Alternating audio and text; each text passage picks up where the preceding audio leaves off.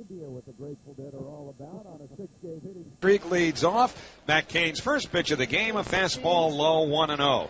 That's an assumption, but I'd be willing to put a lot of money on it that he could not hum Franklin's Tower. I did a little straw poll before the game, Howie. I'll give you results. You're not going to like it.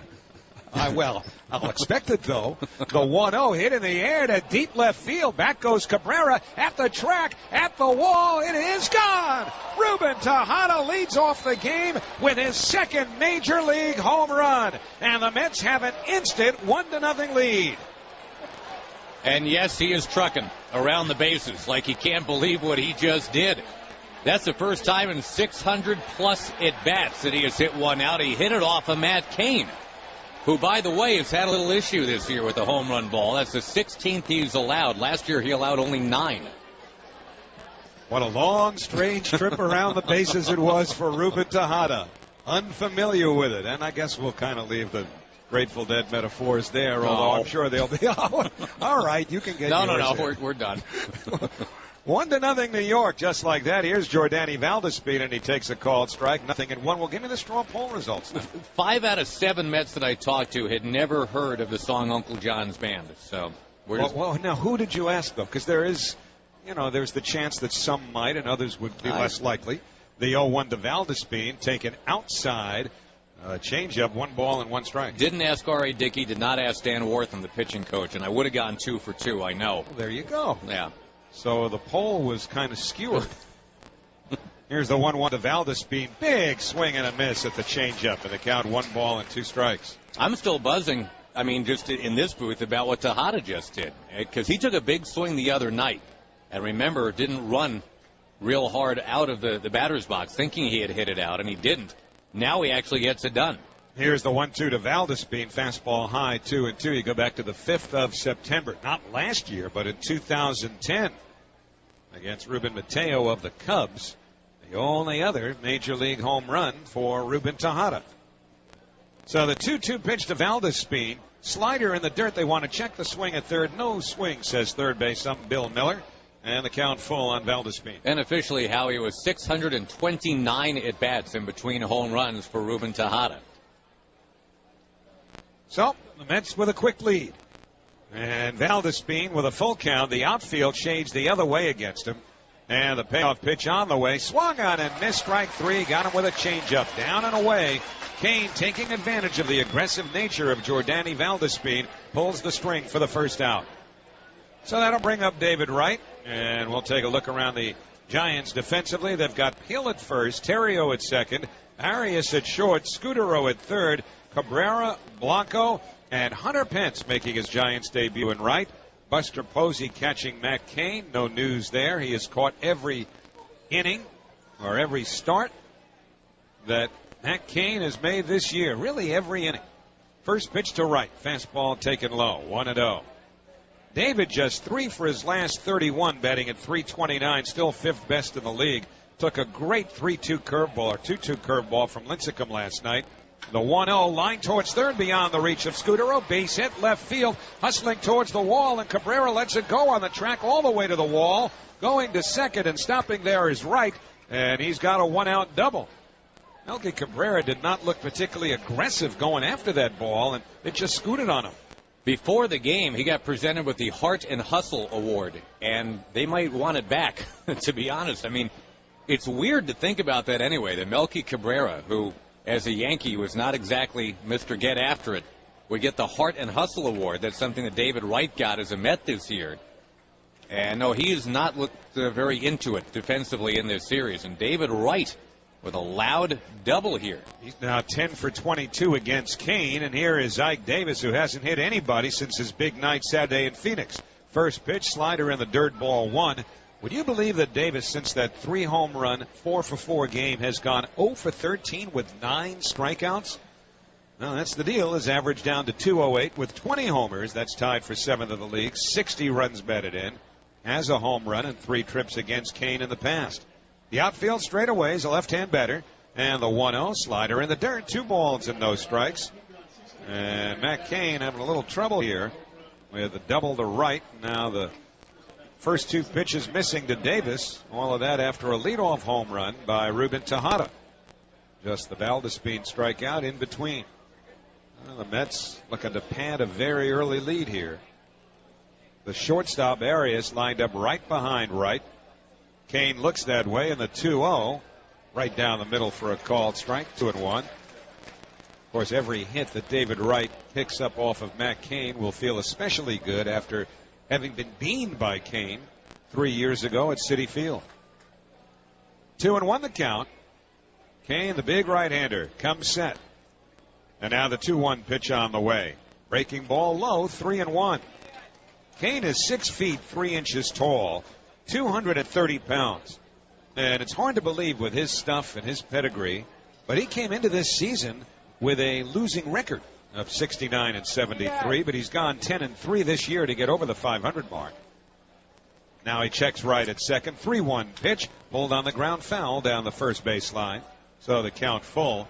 One of the issues they had with Matt Cain early in his career was conditioning.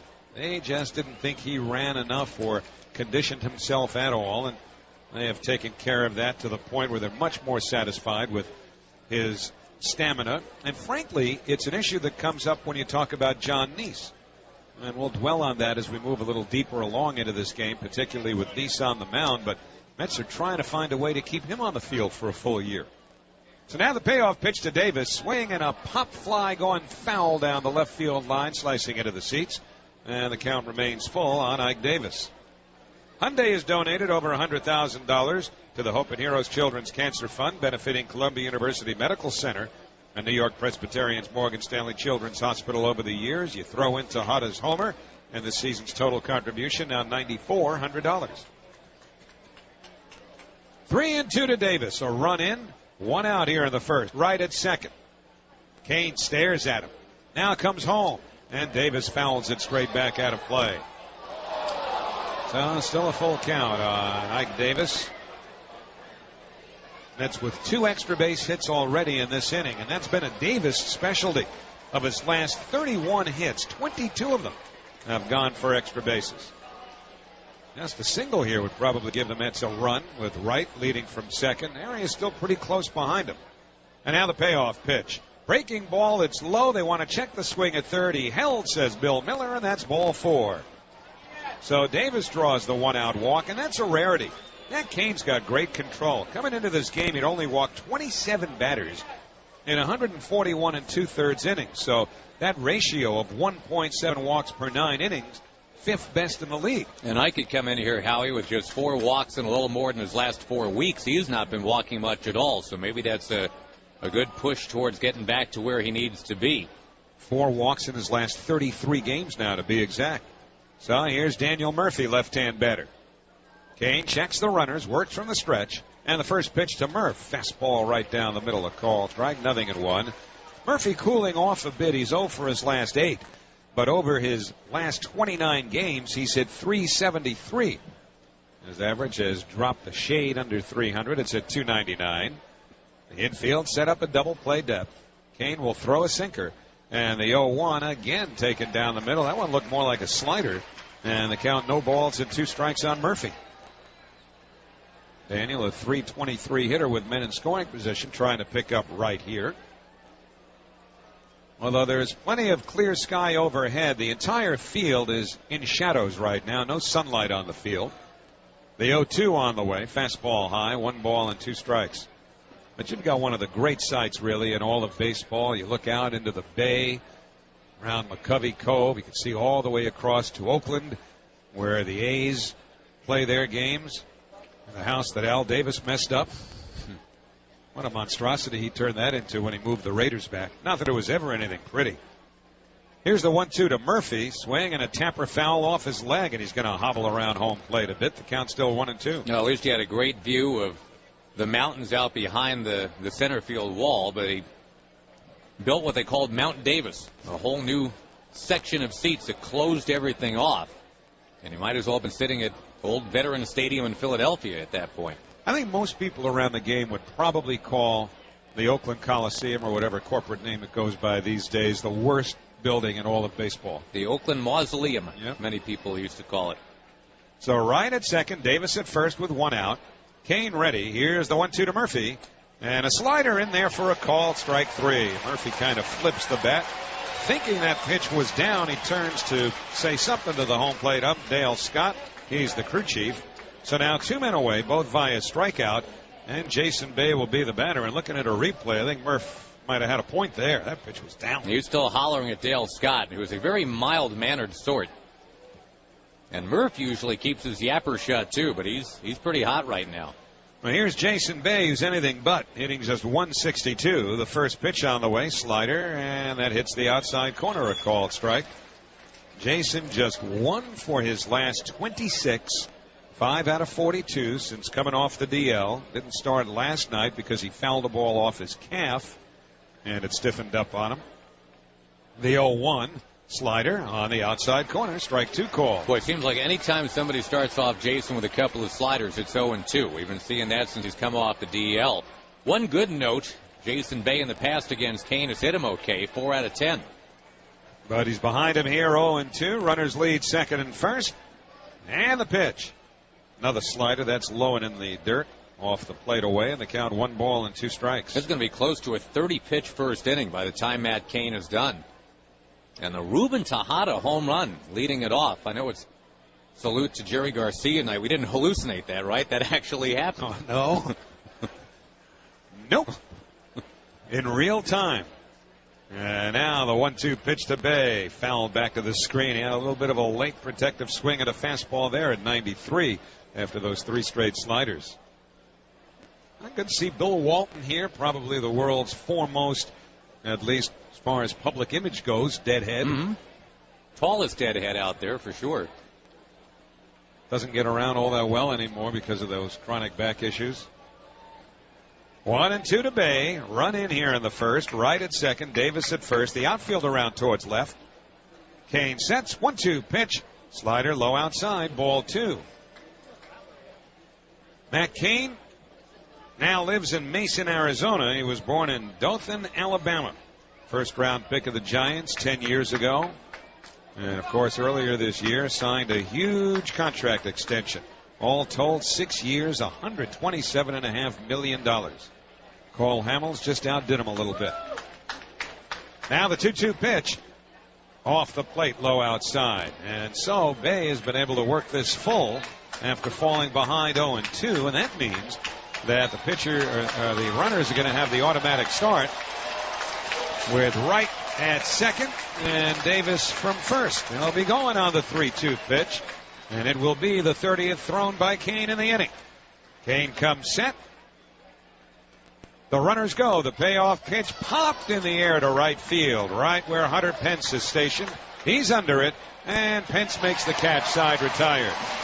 Mets score 1 run on 2 hits.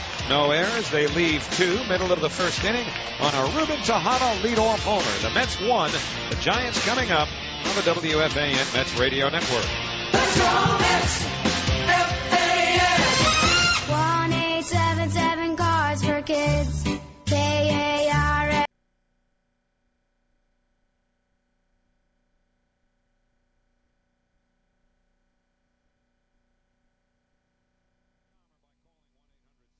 YOST.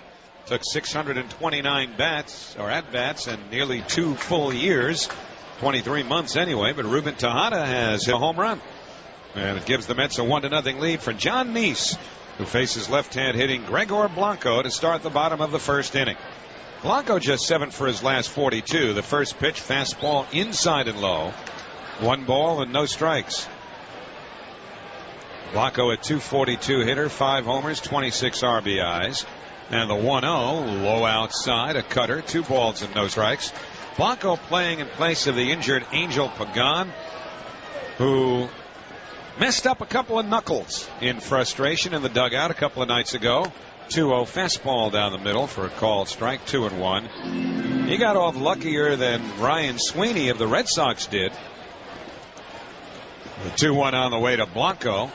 Taken low, 3 balls and 1 strike, another cutter. Sweeney punched a dugout door and fractured a pinky. Needed surgery. He's out for the year. They never learned. The 3-1, a fastball low, ball 4, and on 5 pitches, Jonathan Nice walks a struggling left-handed batter to start the bottom of the first inning. Yeah, Blanco's not a guy that walks a lot, and he's 7 for his last 42. Maybe Nice just got a bit rusty sitting around during the Kane 30-pitch top of the first, but now he's got to face Ryan Theriot, who is not nearly as cool of a hitter as Blanco. Well, look at the Mets defensively. They have Davis at first, Murphy at second, Tejada at short, Wright at third. Bay, Valdespin, Baxter left to right in the outfield. First pitch on the way to Theriot is a curveball that misses outside and low. 1 ball and no strikes. The battery brought to you by Interstate Batteries, outrageously dependable. Visit interstatebatteries.com for a dealer near you. Nice is pitching, Tolley catching. 1-0 pitch, fastball in for a called strike. It's 1-1. One thing about Nice that really bears watching, Josh mentioned it right at the beginning tonight. When he pitches on conventional rest, which is 4 days rest, he's 2-4 with an ERA of nearly 7. A throw to first, Blanco back standing.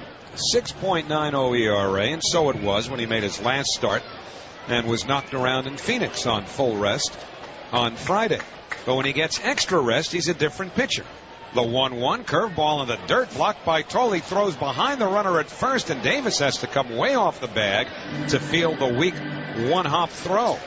So the count now, 2 balls and 1 strike on Ryan Theriot, but 5-1 with a 2.08 ERA when Nice has had extra rest. Talked to Terry Collins about that before the game today.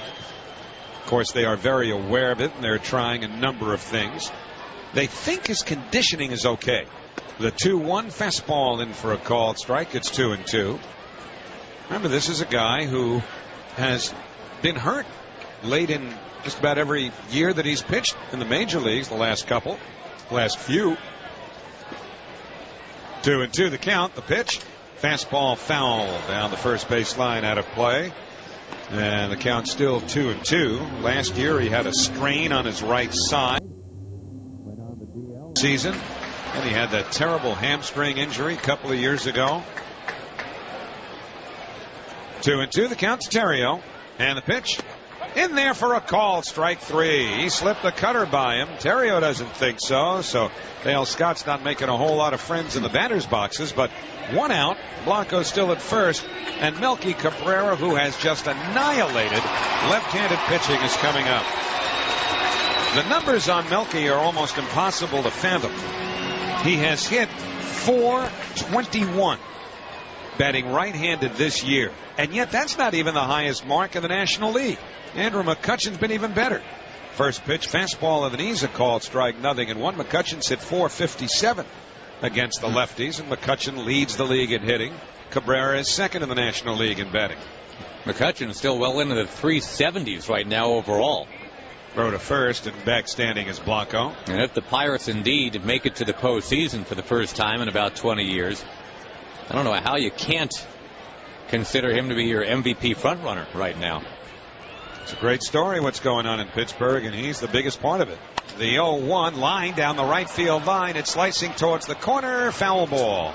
And bumps up against the sidewall. Picked up by Baxter. And the count 0-2 on Melky Cabrera. A .351 average with 10 home runs and 52 runs batted in.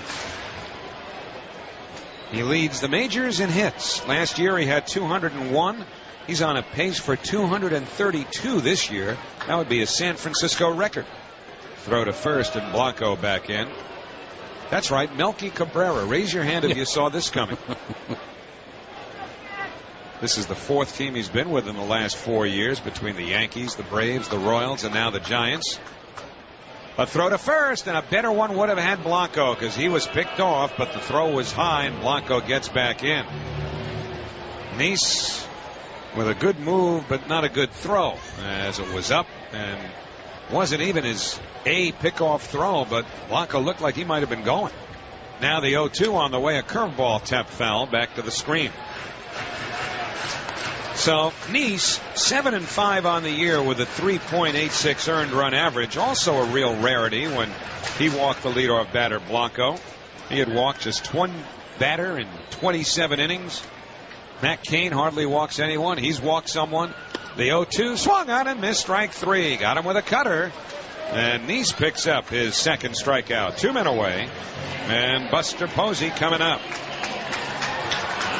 Posey has also mashed left-handed pitching this year. He's hit .402 against the lefties, batting .317, ninth best in the league overall. So it's not hard to see why the Giants have a 21-10 record against left-handed starters, the best record against lefties of any team in the major leagues. Posey's made it all the way back from that horrific ankle injury. Runner goes, first pitch taken down and in, no throw by Tolley. Blanco slides into second with a stolen base. So for Gregor Blanco, his 19th steal of the year. A big looping curveball, and it ends up being a great pitch on which to run.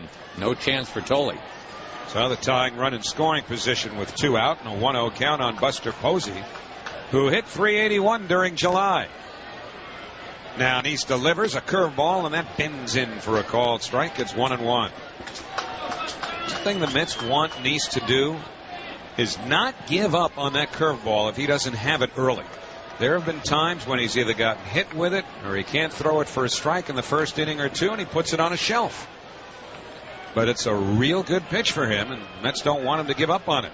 The 1-1, a fastball low, 2 balls and 1 strike. Well, imagine what if Clayton Kershaw got hit around in the first inning. Somebody whacked a double off his curve. You don't see Kershaw just go away from that pitch.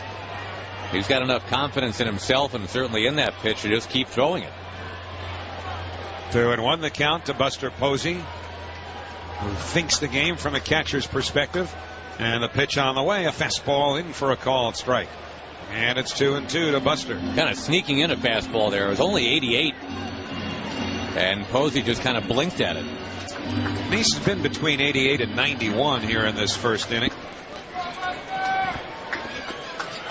Now Neese comes set. Blanco leads from second. 2-2 pitch. Swinging a tapper foul off of his foot at home plate. So we've had Murph hobbled by 1. Posey hobbled by 1. Each starting pitcher uncharacteristically walking a batter. And again, although Cain's had problems with a home run ball this year, raise your hand if you had Ruben Tejada in the home run pool tonight. So it's been kind of a, well, strange first inning. Maybe the Grateful Dead are in fact looming over this one on Jerry Garcia's 70th birthday. 2-2 pitch just off the outside corner. A fastball, full count. If Posey can finagle his way on base, that's Hunter Pence who would come up and make his first AB as a Giant with a couple men on. The guy who has always hit well in this ballpark. So they're thrilled to have him. 3-2 the count. Now the pitch. Curveball chopped straight down, a foul ball. And again, Posey shot that one off his leg. But Neese going to a 3-2 curveball there against Buster Posey, who's hit .330, 10th best in the league with men in scoring position. That's with a 1-0 lead here in the first inning. Outfield playing Posey to pull. Neese working for the third base side of the rubber. Now brings the hands together. Payoff pitch. Fastball foul back upstairs behind first base, out of play into the second deck.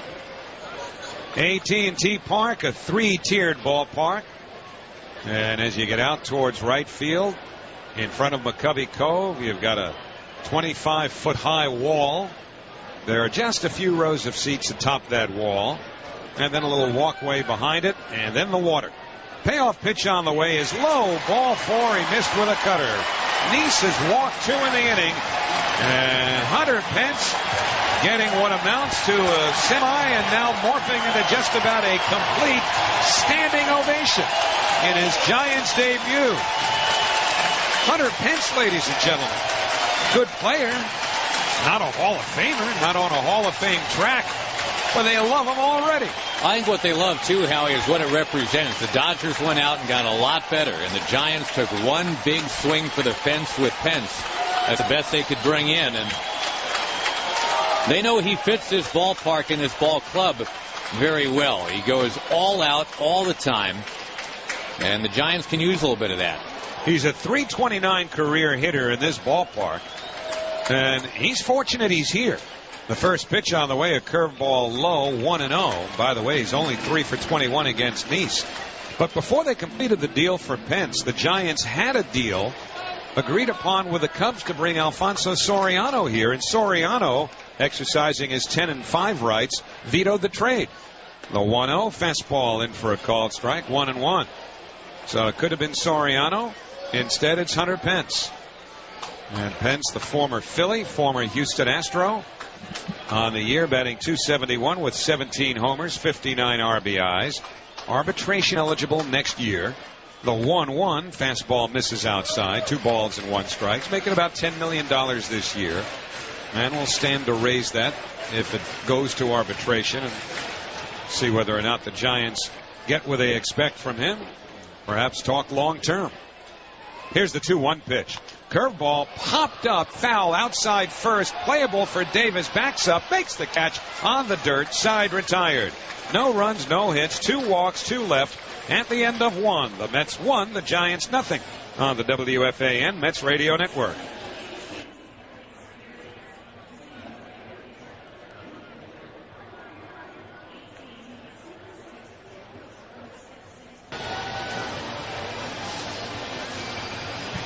Mets baseball is brought to you by RE/MAX of New York. In today's challenging economy, you need to work with the best when it comes to buying and selling real estate. Nobody in the world sells more real estate than RE/MAX. Visit RE/MAX.com today, or foreclosure and short sale experts. 1-0 Mets starting the second, bottom third of the order, beginning with Mike Baxter, a left-hand hitter. Matt Cain's first pitch, a fastball high, 1-0. Baxter 0 for 2 last night, hitting at .324, no homers, 10 runs batted in. And Cain delivers right down the middle for a called strike, a fastball. It's 1-1 to Baxter, who spent some time before the game just kind of getting a feel for the angle of the sun, the winds here, because this is an interesting right field. The 1-1 taken outside and low, a fastball, 2 balls and 1 strike. The way the winds tend to work here, they effectively push balls from the right field line out towards left center. So for a right-handed hitter, it's not a bad home run hitter's park. The 2-1 lifted in the air, foul down the third base line, out of play. 2-2 now to Baxter. But you can really be fooled by those dimensions in right field here. It's 309 down the line. And then you've got that 25-foot wall. But the winds will often keep it in. 2-2 on the way. Hit on the ground to second. Charged by Terrio. He's got it. Plants and throws in time. 1 away. And Josh Tolley will be the hitter. Tickets for the soccer match at Citi Field, featuring the national teams from Ecuador and their South American rival Chile on Wednesday, August 15th at 8 p.m. are on sale now. Call 718-507-TIXX or visit tickets.com now for your tickets. Tolley, 2 for his last 14, left-hand hitter. And Cain delivers a fastball in for a called strike, 0-1. Jonathan Neese, the pitcher, waits on deck. Now the sellout crowd settling in. The 0-1 hit on the ground up the middle. That's a base hit going into center field for Tolley. Cain reached down. The ball shot underneath his glove. Blanco fires it back in. And Josh Tolley has a 1-out single, which means that Jonathan Neese will probably be up there to bunt. Although when he's been swinging the bat, some good things have been happening for Neese. His on-base percentage is still above 300, 324. Which for a pitcher, that's really good. Mm-hmm. So he's looking in down at Tim Tuffle, the third base coach. Scudero, the third baseman, moves in tight. A throw to first to see if Neese gave anything up is for naught as Tolley dives back in, and Neese showed nothing. You can put the runner in motion, play hit and run, because Neese can make contact. He squares early. The pitch, he pulls it back and lines one into left field, base hit. Tolley on his way to second. He'll stop there as the ball's picked up by Cabrera. And that worked out perfectly. Perhaps part of the play was for Neese to make sure that that third baseman was charging. Scudero was. And Neese saw that, and you couldn't draw it up any better. Full swing, and he lined it right over where Scudero was, and he was drawn in about 30 feet. Last year, Neese 3 for 49 at the plate, and this year 7 out of 32. And beautifully orchestrated right there to bring up the home run hitting Ruben Tejada. Yeah, you hope that doesn't go to his head. Sometimes guys who don't hit many hit one, and then they get fly ball happy for a while. Here you've got Tolley at second, Neese at first with 1 out.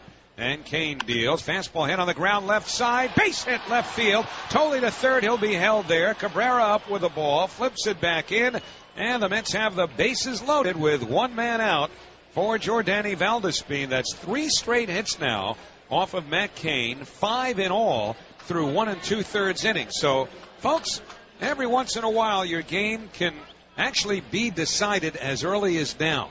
Not to say that anything that happens now is going to absolutely dictate what happens later on, but you know where we're going here. You get your chances early against Kane, or pitchers of that magnitude, you had better cash in, because if you don't, those pitchers have a way of settling down. So Valdespin, the batter, he struck out his first time.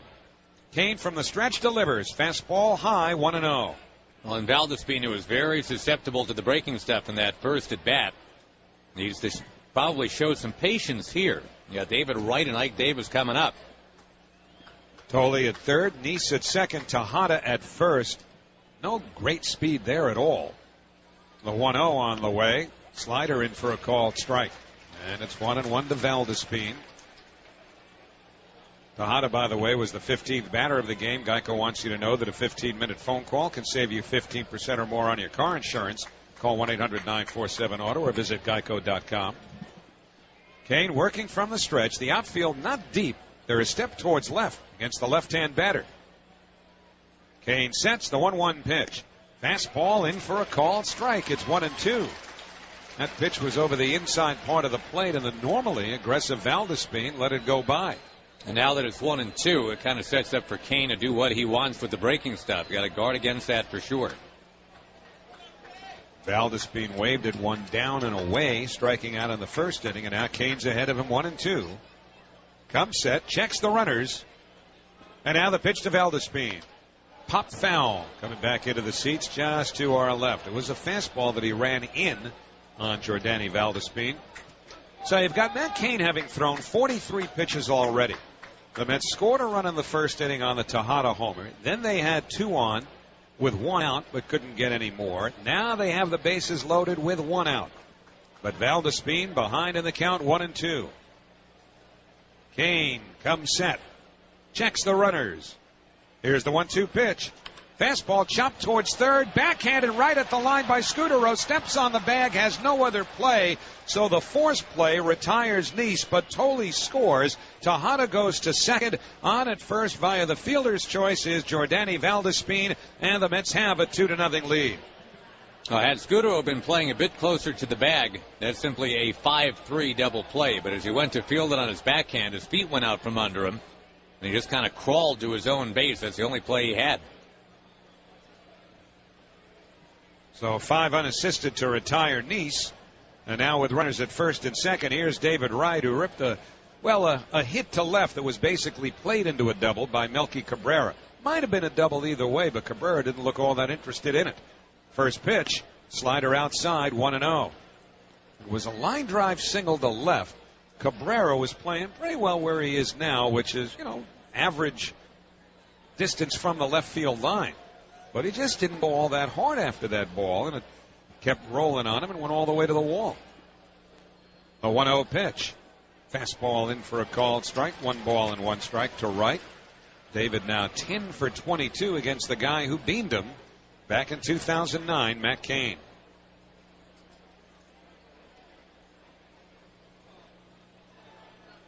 Now Kane comes set. The outfield straightaway. Tejada leads from second. Valdespin from first. Valdespin the faster runner. The 1-1 pitch taken on the outside corner. A called strike, 1-2. Looked like a cutter there from Kane, who will cut that fastball. Either that or a backdoor slider. Either way, the count 1 ball and 2 strikes. Mets have had 5 hits. They lead 2-0.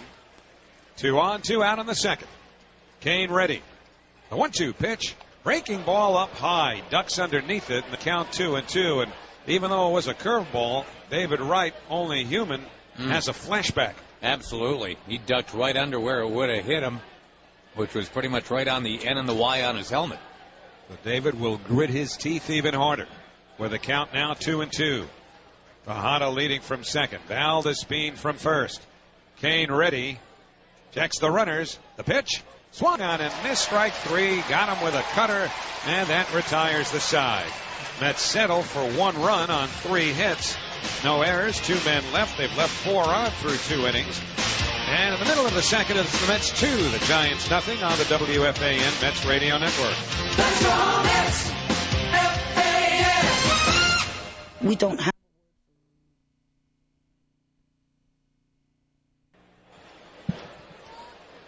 We head to the bottom of the second inning. The Mets now leading 2-0. And Marco Scutaro, the recently acquired third baseman, right-hand batter, leads off against John Neese. First pitch, fastball down the middle, a called strike. And it's 0-1 to Scutaro, who has hit in all 4 games as a Giant, 6 straight overall. And the 0-1 curveball hit hard towards third base, hit well beyond the reach of right, and going into left field. Picked up by Bay.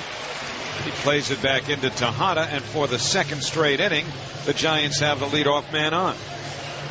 And that'll bring up Brett Hill, the first baseman, who was a college teammate of Justin Turner's on the Cal State Fullerton team that won the NCAA championship back in 2004.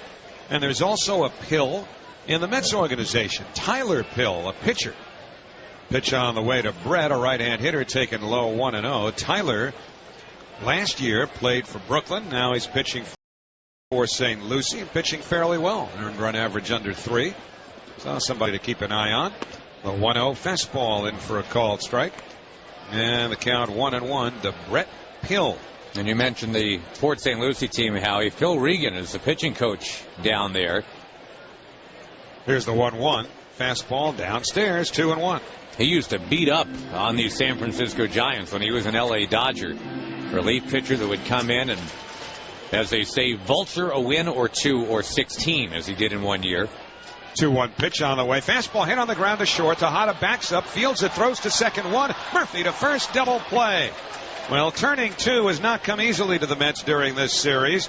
That time, Tejada took 1 step back, and then his throw to Murphy was just a little bit up. But they had plenty of time to get the slow-moving Brett Hill, and it's a 6-4-3 double play, 2 out, nobody on, and Joaquin Arias coming up. No, the inability of Tejada and Murphy to turn 2 in the second inning yesterday was pretty much the ball game. And Matt Harvey pitched well enough to win that game, but he didn't. So here's Arias, right-hand batter. Neese deals, and that's over the inside corner, a cutter. No balls and 1 strike. Arias hitting .245, a homer, 15 RBIs, briefly a Met 2 years ago. And the 0-1, a broken bat roller towards third, cut off by right, throws to first in time, side retired. No runs a hit, double play, nobody left, and at the end of 2. The Mets 2, the Giants nothing on the WFAN Mets Radio Network.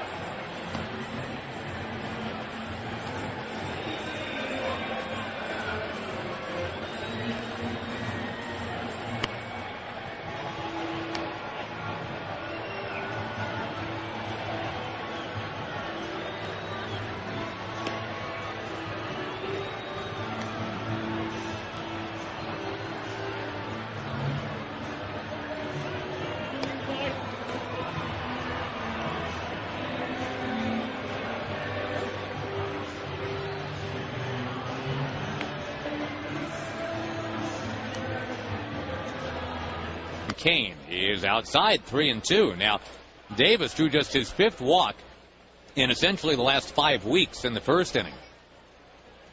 And he is on the precipice of getting another one here. Murphy next and then Jason Bay. The line from the right-hander Kane. He will miss inside, and there you go. 2 walks for Ike Davis tonight. And now Matt Cain has given you every indication he just doesn't have his great stuff tonight. He's already thrown 56 pitches. And he's gotten only 6 outs. He trails 2-0. Now, One of the guys he struck out in that first inning was Daniel Murphy. Murphy didn't like that call at all. Both second basemen in this game, Ryan Theriot for the Giants. They both had issues with being called out on strikes by Dale Scott. Infield, the double play depth. It's 2-0 New York, and here's the pitch. Fastball running outside 1-0. He's saying Scott's an anti-second baseite.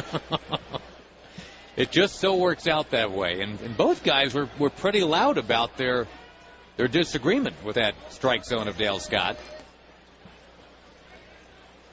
A lot of room in right center for Murphy. Left-hand batter, 1-0 pitch. Way inside, 2-0. Matt Cain for the year is allowing on average just one base runner per inning. A whip of 1. Walks plus hits per innings pitched. And as he goes to 2-0, Dave Righetti out to the mound to have a chat with his right-handed ace. Matt Cain started the All-Star game, remember. 3-time All-Star now, and he's won 9 of his last 10 decisions coming in tonight. He's already down 2-0, behind in the count, 2-0. Let's pause for station identification while we can on the WFAN Mets Radio Network.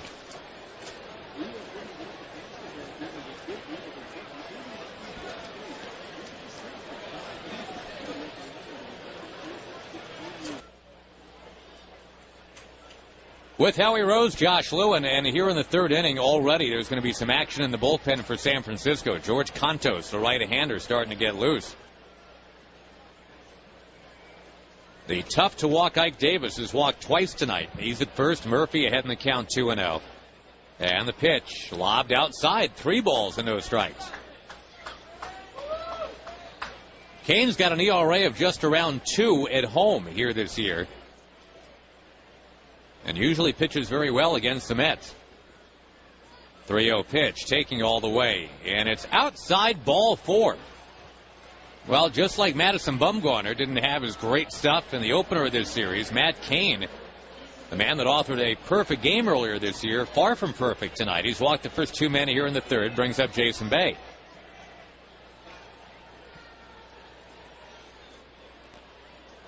Cain is 10-3. And keep in mind the bullpen has 4 blown saves behind him. So he could be 14-3. Infield, the double play depth. The pitch to Bay is way high, 1-0. And not a likely candidate to have any kinds of control issues. How we talked about it is the walks numbers are very low for the year. Got the 5th best ERA in the majors. 1-0 pitch to Bay, sliding outside, 2-0, and that is 7 straight out of the zone now from Cain. Oh, and Jason Bay was, well, Jason Bay. He'd be looking for something here, 2-0, and go to mashing. Right now, more likely to take a strike, I would think. Runners away from first and second, 2-0 is taken on the outside corner, 2-1.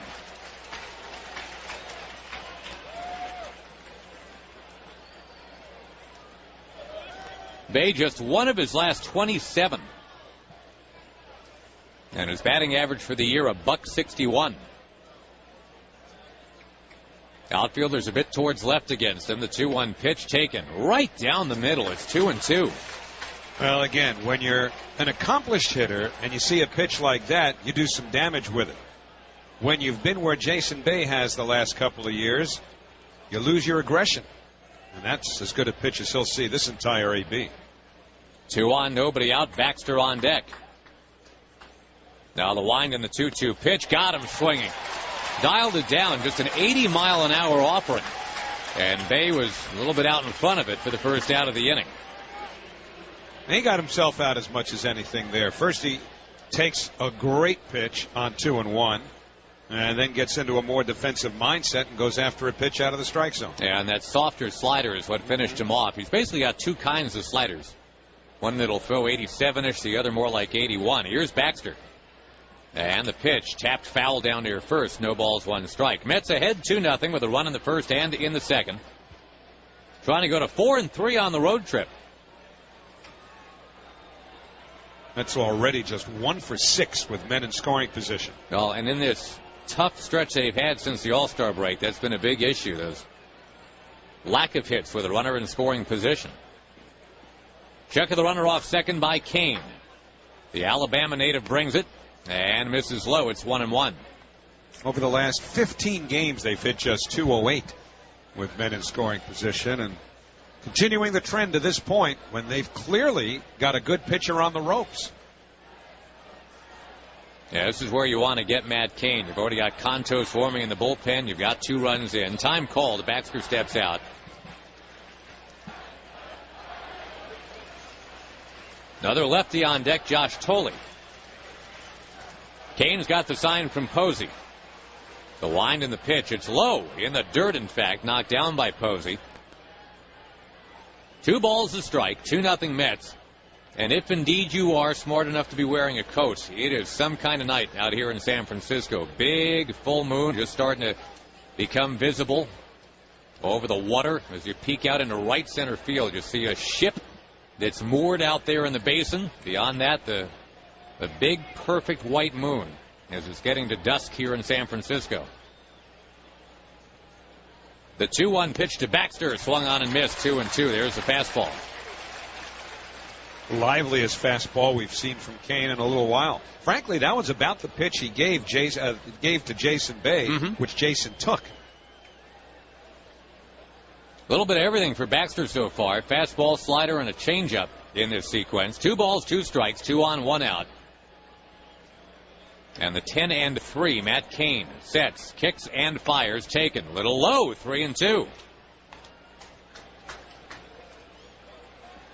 Now, we thought walking Davis in the first inning was unusual. If he ends up walking 3 Mets in the third, that's really something. And he is on the brink. Posey hangs the sign. Now goes to another one. Sets up shop near the inside corner. The kick and the 3-2 runners go, and it's fouled to the left-hand side. We'll reset and do it again. Nice catch about midway up here. Another sellout crowd will be announced tonight at AT&T Park. Boy, they built this place absolutely right. That would be sellout number 138 in a row. Nobody saw that coming back in the Candlestick days. No. 178 or something like that. Used to be a crowd. On 3-2 one more time. Cain sets. Runners are going. The pitch taken, and it's called a strike. The throw to third in time, and that ends the inning. It was a late call by Dale Scott. Fastball that ran to the inside corner, and Davis, the lead man, cut down by Posey, going into third. So they send the runners, and it backfires. The Mets, despite 2 on and nobody out, do not score. Strike him out, throw him out, double play ends the inning. 1 man left. And to the bottom of the third, Mets 2, Giants nothing on the WFAN Mets Radio Network. Let's go Mets! FAN!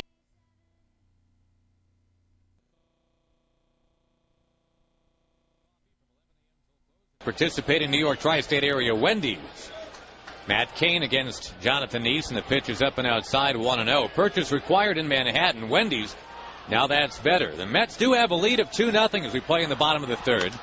Cain swings and fouls one of the first base seats, and he's looking at an even count of 1-1. The obvious good news is the Mets are ahead. The bad news is they could be leading by more than 2-0, and they're not. Next one is in for a strike on the inside corner, 1-2. Since the Ruben Tejada home run that led off the ballgame, the Mets have had 8 more base runners. The 1-2, little chopper up near the mound. Neese is going towards first base to field it, grabs it, touches Cain as he goes by. And 1 man down here in the last of the third. Anyway, with 8 Met base runners, Howie, only one of those 8 has been able to come on in and score. That was Josh Tolley on the fielder's choice by Jordani Valdespin. And what you hope on a night when Matt Cain is not being very Matt Cain-like, you don't want to get that sense you let him wiggle off the hook. Well, already they're 1 for 7 with men in scoring position. That'll help them wiggle. Here's Gregor Blanco, top of the order, shoots one to left on a line, and grabbing it is Bay. Didn't even have to move. 2 down. Brings up Brian Terrio. Subscribe to MLB.TV Premium. Watch every regular season game live or on demand on your favorite devices. MLB.TV Premium, including a free subscription to At-Bat 12. Go to Mets.com for details.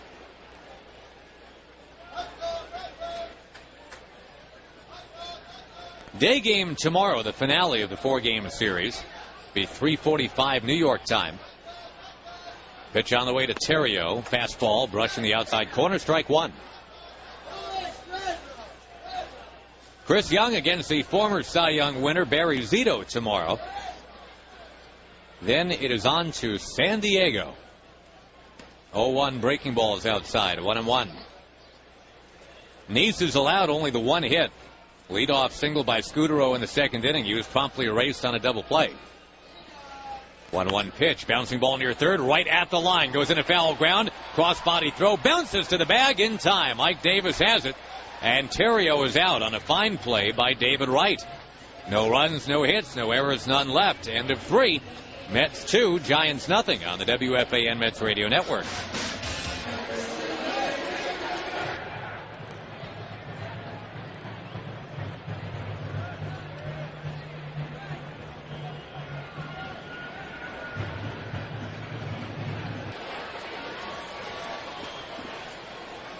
The Mets still with that 2-0 lead as we go to the 4th tonight. Josh Lewin along with Howie Rose. Appreciate you staying up late with us tonight. Wherever you are, whatever else you might have going on, appreciate you making Mets baseball a part of your Wednesday evening. Josh Tolle is in the batter's box and taking outside 1-0. Matt Cain has struggled tonight. Already 71 pitches to get through 3 innings. Tolle's victimized him, sent a single into center field. Off-speed pitch is in, too far, 2-0. Tolle, then Nice, then Tejada, who's got a home run tonight. How about that? Ruben Tejada. The 2-0 taken at the knees, and it's 2-1. We'll check some out-of-town scores brought to you by Cars for Kids. That's Cars with a K. Donate your car today. CarsForKids.com. 2-1 pitch. Swing, bouncing ball sharply to first. Gobbled up by Pill. He'll run to the bag. 1 out. Bringing up John Nice, who's 1 for 1. All right, some scores. It's a good news kind of night as the Mets will look to gain a game on both Atlanta and Washington. Philadelphia rallied for a 3-2 win at Nationals Park. Jimmy Rollins a pair of home runs, and the guy just pinballed out of here to Philly. Nate Shearholz hit the game winner. Vance Worley got the victory. Edwin Jackson the loss. Pitch to Nice outside. It's 1-0. Miami beat Atlanta 4-2. The shine is off the star of Ben Sheets temporarily. He gave up 3 in the first inning. The pitch lined into left center field. Melky Cabrera coming on, makes a shoestring catch to deny Nice of being 2 for 2. Well, Cabrera went after that one a whole lot more aggressively than he chased the base hit by David Wright in the first inning. Had he missed it, it would have rolled to the wall. That would have been a double for Nice. 2 quick outs, and now Tejada coming up. Cincinnati wins again, beat San Diego 6-4. Bronson Arroyo over Kip Wells. Very underrated player for the Reds, I think. Zach Cozart, home run number 11. Ryan Ludwig, number 19. He looked great when they were at Citi Field that last series they were in town. I agree. There's a trip in just a couple of weeks for the Mets to Cincinnati. Here's Tejada, and he'll take all the way. It's a strike at the knees, 0-1. Brandon Phillips banged up a little bit now. Thinks he'll miss a few days. So they're going without Phillips and without Joey Votto for the time being. The 0-1 delivery, smack towards left. Base hit for Tejada again. He's 3 for 3. Cabrera plays it on a couple of hops and fires it in. Home run, single. And that's just in 4 innings for Tejada. He's on with 2 out for Valdespin. That's now a 12-hit road trip for Tejada. Mets ahead 2-0. And as Valdespin digs in and digs and digs and digs. A couple other scores for you. Milwaukee pounded Houston 13-4. Ryan Braun, home run number 29. Brett Wallace hit a pair for Houston. The Astros going nowhere fast. Pitch coming. Valdespin lays off, takes outside 1-0. The Astros now 35-71. That includes 10-44 now on the road. And they made 4 errors tonight. Remember when, who was it, Charlie Dressen was asked about the Giants and said, are they still in the league? Well, the Astros won't be in the league after this. That's right, they're getting kicked out. 1-0 pitch. Fouled straight back by Valdespin. A big cut, 1-1. Got to think the Rangers and the A's and the Angels are licking their chops. Oh, great. We get a bunch of games against the Astros coming up. I don't know if their marketing people are quite as happy about it. No, it's true. Cardinals lead Colorado 6-5 in the 8th, and it's now a rain delay in Denver. Matt Holliday, a pair of home runs against his former team. Valdespin showing bunt. Will take outside. It's 2-1. There is all kinds of room in right center here for Valdespin. The center fielder Blanco is way into left center. Hence a regular depth right field. You could steer one of those ships out there in the harbor into that hole in right center. 2-1. Tejada's not going, and a slider swung on and missed. It's 2-2. American League, the Yankees rolled past Baltimore 12-3 today, stopped a losing streak. Jabba Chamberlain debuted with an inning and 2/3, gave up 4 hits and a couple of runs. Phil Hughes with the win in that one. Robinson Cano a home run, Curtis Granderson a home run. 2-0 Mets here in San Francisco. Tejada paces that lead off at first, being held on by Pill. 2-2 out pitch, bouncing all the way back to the screen. And zipping down to second is Tejada on a very wild pitch. That one was probably about 56 feet towards home plate. And again, it's just not been vintage Matt Cain, not even close tonight, and you're hoping the Mets can take advantage of that. They're up by 2. But you got some good hitters coming up in the bottom of the 4th, 3, 4, 5 part of the order. 3 balls, 2 strikes, David Wright on deck. Valdespin has been done in by the slider for the most part tonight. Struck out against it in the first inning. Contos back up and throwing now in the Giant bullpen. As Cain winds and delivers. This one tagged towards the alley, left center field. Long run, Blanco going back, diving. What a catch! He hangs on in left center field. A spectacular play by Blanco. Fully horizontal. And he snow-coned the ball. An over-the-shoulder diving catch. Valdespin denied. And the Mets do not score. No runs, 1 hit, 1 left. Bottom of the 4th coming up. 2-0 New York on the WFAN Mets Radio Network.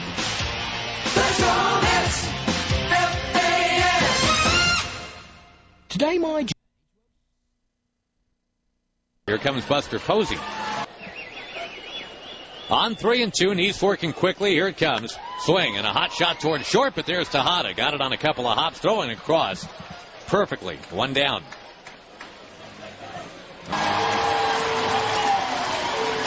The Tigers yesterday, a rain-shortened loss in Boston. And they make up for that tonight with a 7-5 win in Boston. Miguel Cabrera, a home run. Prince Fielder hit one as well. 1 for Delman Young. The pitch, fastball, belt high strike, 0-1. Full count now, and Neese has only thrown 58 pitches to this point. Matt Cain has had to work a lot harder. The 3-2. Got him swinging with a cutter. And Josh Tolley shows that baseball, shows it to Dale Scott that he caught it cleanly. Well, Hunter Pence will bat with 2 out. Neese has set down 7 straight, and Pence obviously wants to make a great first impression here, no question. One thing he did to rankle the marketing people, they had already told everybody he's going to wear number 2. They started selling jerseys. Oops. He's wearing number 8. The pitch is outside 1-0. I would hope there's some sort of, system there where you can bring that back and have a 2 stitched on or an 8 stitched on. 1-0 pitch, fouled hard to the first base side. It's 1-1. I mean, you have to, right? In good conscience, you have to. Yeah, that's not cool. And Pence, he's embarrassed about it. I never said I wanted to wear 2. 1-1 delivery from Neese. Swing and a fly ball down the right field line. It's bending towards the crowd. It's going to make it into the crowd, but it had home run distance, and the fans will buzz about that. We've given you this stat. The Giants this year have only 16 home runs at home all season. They haven't put one in the drink all season. A couple of opponents have. But those splash landings that Barry Bonds used to make kind of a nightly occurrence, nobody's doing that anymore. Oh, good. 1-2 pitch. Swing, and it got away on a miss. Tolley's got to retrieve it. Pence hustling. He's going to be safe at first base. No throw. A strikeout wild pitch. And Hunter Pence kind of shaking his head as he gets past first base like, man, I'm not making a great first impression here, but at least I'm at first base. I don't think Tolley got crossed up. It just bounced right away from him. It'll be 1 on, 2 out as we pause for station ID on the WFAN Mets Radio Network.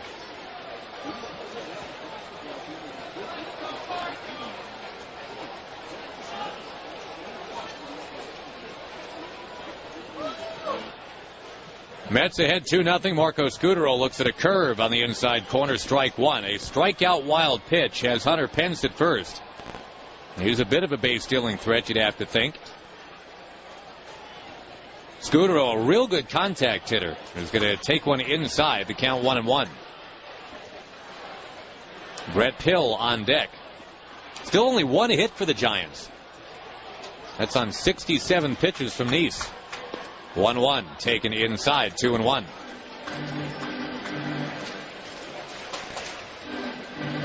Well, they've imported Pence, they've imported Scutaro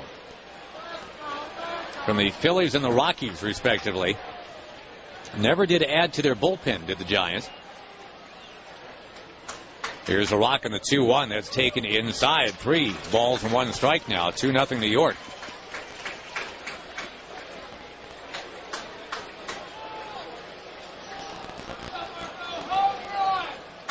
Could be just a way station for Scutaro, talking about San Francisco, but Hunter Pence, as Howie mentioned earlier, is signed through 2013.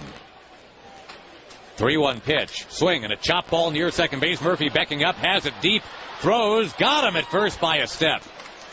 Almost back to the grass behind the bag to field that one, but there was Murphy making a play on Scutaro to retire the side. No runs, no hits, and 1 left. End of 4 in San Francisco now. The Mets 2, the Giants nothing on the WFAN Mets Radio Network.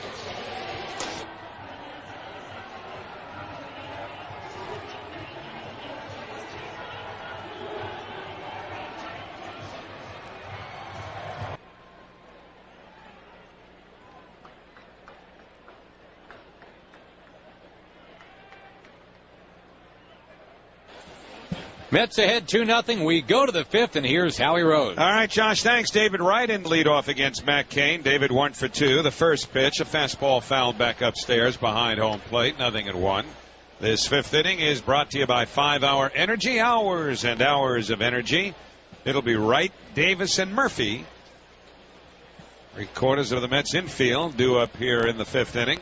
And Cain's 0-1. A slider in for a called strike. No balls and 2 strikes. Mets have had some chances to widen this lead. They are 1 for 8 now with men in scoring position. And the pitch. Fastball low outside. 1 ball and 2 strikes to Wright. David had a curveball from Cain. Graze or at least bend him back a little bit. That ball sailed over his helmet. In his last at bat, the 1-2, a fastball just missed outside 2-2. But again, it's a curveball. I know a lot of people think, oh, that nasty Matt Cain, he just tried to bean David Wright again. Well, it's not the case with a curveball. Just curveballs get away from you. If you're going to look to hit somebody, it's not with a curveball. 2-2 pitch, just off the outside corner, a slider, full count. How about the curveball David had to take a look at yesterday? From Lincecum. From Tim Lincecum. That was probably the prettiest pitch all night, and it came in the biggest spot of the game. 3-2 the count now to Wright, leading off the 5th. The outfield deep and straight away. The payoff pitch, breaking ball, line towards third, under the glove of Scutaro and into left field for a hit. Cabrera up with it. David takes a big turn at first and then heads back with his second hit of the game. A leadoff single here in the 5th inning. So that's 7 hits for the Mets now off of Matt Cain. 2 of them from Wright, and for the 3rd time, George Contos will get up in the Giants bullpen. They're going to wear him out. And Wright, it appears, chose wisely, Howie. Terry Collins said, it's up to you, big guy. You get a night off. It's either Tim Lincecum or Matt Cain. He didn't start against Lincecum last night. He chose Cain, and he's 2 for 3 against him. Now remember, he was 2 for 19 against Lincecum, and with that strikeout last night, that's 2 for 20. And now here's Ike Davis, who's actually walked twice, and that's sort of newsworthy in itself. First pitch, lined in the air to left. Cabrera back a couple of steps, makes the catch right at the edge of the warning track, turns and then fires back into the infield, and Wright retreats to first base. Ike hit that one well. There are a couple of balls last night he hit pretty well in between the strikeouts. So maybe Davis just starting to get it going a little bit in terms of better at-bats. Never mind the results, because they haven't been there yet. 1 out, 1 on. Daniel Murphy coming up. Murph is struck out looking and drawing a walk. Might not be the worst spot for a hit and run here. Throw to first, and maybe Kane thinking the same way. Well, Murphy throws over. Yeah, Murphy makes the most consistent contact statistically of any men in the starting lineup. And Wright, kind of some underrated base running ability. He's got 11 steals. So Kane sets. Wright's running, and the pitch taken, and no throw by Posey. A stolen base for David Wright. So a straight steal unless Murphy missed a sign. But David Wright gets down to second base, and here goes again. Man in scoring position as David Wright comes up with his 12th stolen base of the year. It looked like a straight steal because David did not, at least from the angle I saw on a replay, did not appear to look back in towards first base. And that must have been a straight steal. Yep, I think he just wanted to let David go because he had a great jump. So runner at second, with one man out. And the 1-0 on the way. Swung on and missed. 1 ball and 1 strike, a fastball. The Speed Report is being brought to you by Health Diagnostics. Call 8557-STAND-UP to schedule your stand-up MRI today.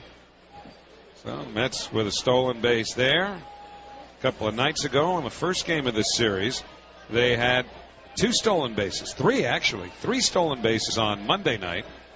And this is a team that for most of the year has been last in the National League in steals. Now they've moved a couple ahead of the Pittsburgh Pirates. 1-1 to Murphy. Right at second with 1 out. 2-0 New York in the 5th. Kane delivers. Fastball down the middle. A called strike. So 1-2 on Daniel Murphy. Again, Murph has generally gotten things done with men in scoring position. A .323 average there, but he did strike out looking in the first inning with Wright at second. Outfield around towards left against the left-hand batter. The 1-2 pitch. Fastball hit on the ground to third. Wright trying to cross over. Scudero up with it. Reaches. Tags Wright. And Wright is out. And then Scudero drops the ball before he can even think about a throw to first. But clearly Wright out. So David on a ground ball to the third baseman. Curiously trying to cross over. Takes a runner out of scoring position. Now there are 2 men away. And Murphy at first for Jason Bay. Yeah, it's simply not the right thing to do. I mean, there's no 2 ways about it. That ball was going to be taken in by Scudero one way or another. And I don't know if David just thought the ball somehow was going to squeeze on into left, but where Scudero was playing, there's no way that ball was not going to at least be stopped by Scudero. And David simply ran into an out. Unless he just misread it off the bat, But either way, that's a bad base running mistake, especially against Kane. And now Jason Bay, the batter. Jason 0 for 2, 1 for his last 28. Murphy runs. Pitch taken for a ball. Posey's throw out at second base. Terrio, the second baseman, applies the tag. So the Mets make 2 outs on the bases here in the 5th inning. No runs, a hit, nobody left. And in the middle of the 5th inning, the Mets 2, the Giants nothing on the WFAN Mets Radio Network.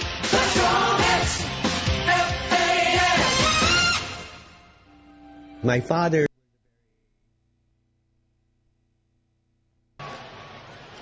We head to the bottom of the 5th inning. Mets running themselves into 2 outs on the bases in the top of this inning. 1 for 9 with men in scoring position, but they lead 2-0. And here's Brett Pill to lead off. And John Neese's first pitch is a changeup on the outside corner for a called strike 1. Pill hit into a 6-4-3 double play his first time up. Right-hand batter. Fastball hit in the air to right field. Baxter now hustling in and towards the line. Makes the catch quite uncomfortably.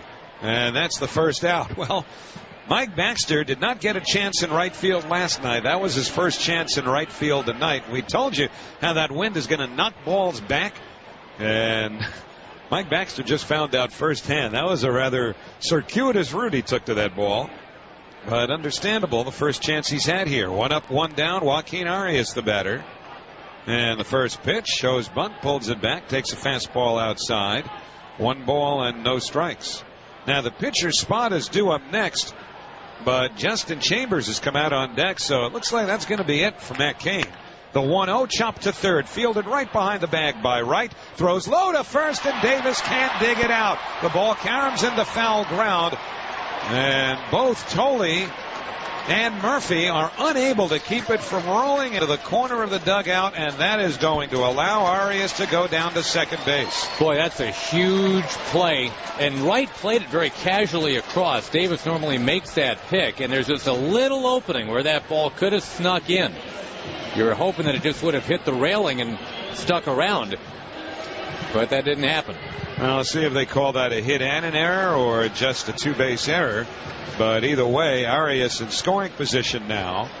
And here comes Justin Christian, a right-hand batter, to hit for Matt Cain. So the Mets have gotten Cain out of the game earlier than you probably had a right to expect. But they also have a right to lament what they could have done. It's going to be an error all the way on Wright, allowing Arias second base. And now Christian, first pitch taken down the middle, a changeup for a called strike 1. Mets 1 for 9 with men in scoring position, left 6 men aboard, made a couple of outs on the bases in the 5th inning, and now the 0-1 curveball high and outside, 1-1. So Justin Christian has not had a whole lot of at bats, just 37, batting $1.62 with 1 run batted in.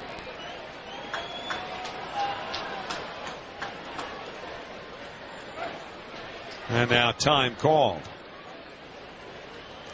And by the way, this has been exactly the kind of effort that Terry Collins really wanted to see from Jonathan Neese tonight. This is a one-hitter that he's working on. The 1-1 pitch on the way, and Christian pops it up near third base. Down the line on the grass, comes right, makes the catch. And that's the second out.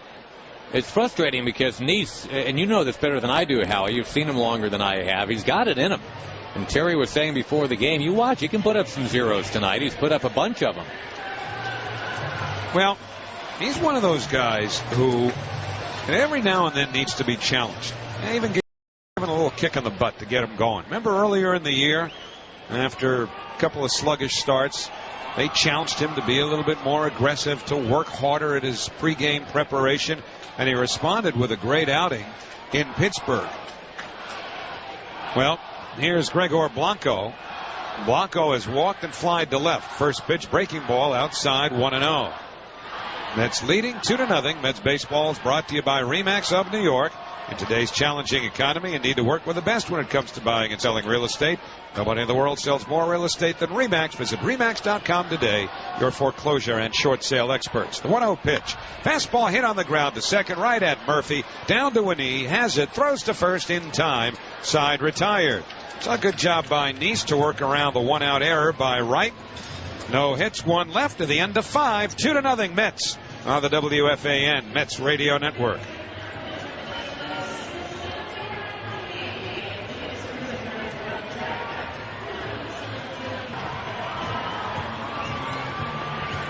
Right-hander George Cantos, who also seemingly has worked a few innings, just getting ready in the bullpen with Matt Cain in trouble most of the night, will come on to pitch here in the 6th inning, with the Mets leading the Giants by the score of 2-0. So Cantos replaces Matt Cain, as Cain went 5 innings, allowing 7 hits, 2 runs, both earned, 3 walks, 4 strikeouts, and a home run. Cantos was acquired from the Yankees in exchange for catcher Chris Stewart just before the start of this season, and was called up from AAA on the 9th of June. This is his 18th appearance since then, facing Jason Bay to lead off. First pitch is taken on the outside corner, a slider and a called strike 1. Cantos 2-0 with a 1.71 ERA in 23 relief appearances for Fresno. And the 0-1 on the way to Bay, hit foul back into the seats behind first base on the second deck. And the count now, no balls and 2 strikes.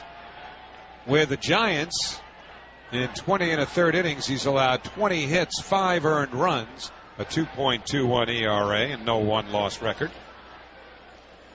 So the right-hander Cantos ahead of Bay 0-2. Into the windup, the pitch. Swung on and missed, strike 3. Got him with a slider in the dirt. Bay down on strikes for the second time in this game, 1 away. And so it goes. Jason Bay 1 for his last 29 and 5 for his last 45 since coming off the disabled list. And, you know, this road trip and whether he even continues on, you know, you got a lefty Barry Zito going tomorrow, so you have to figure Bay will play then. Will he even play in San Diego if this keeps up?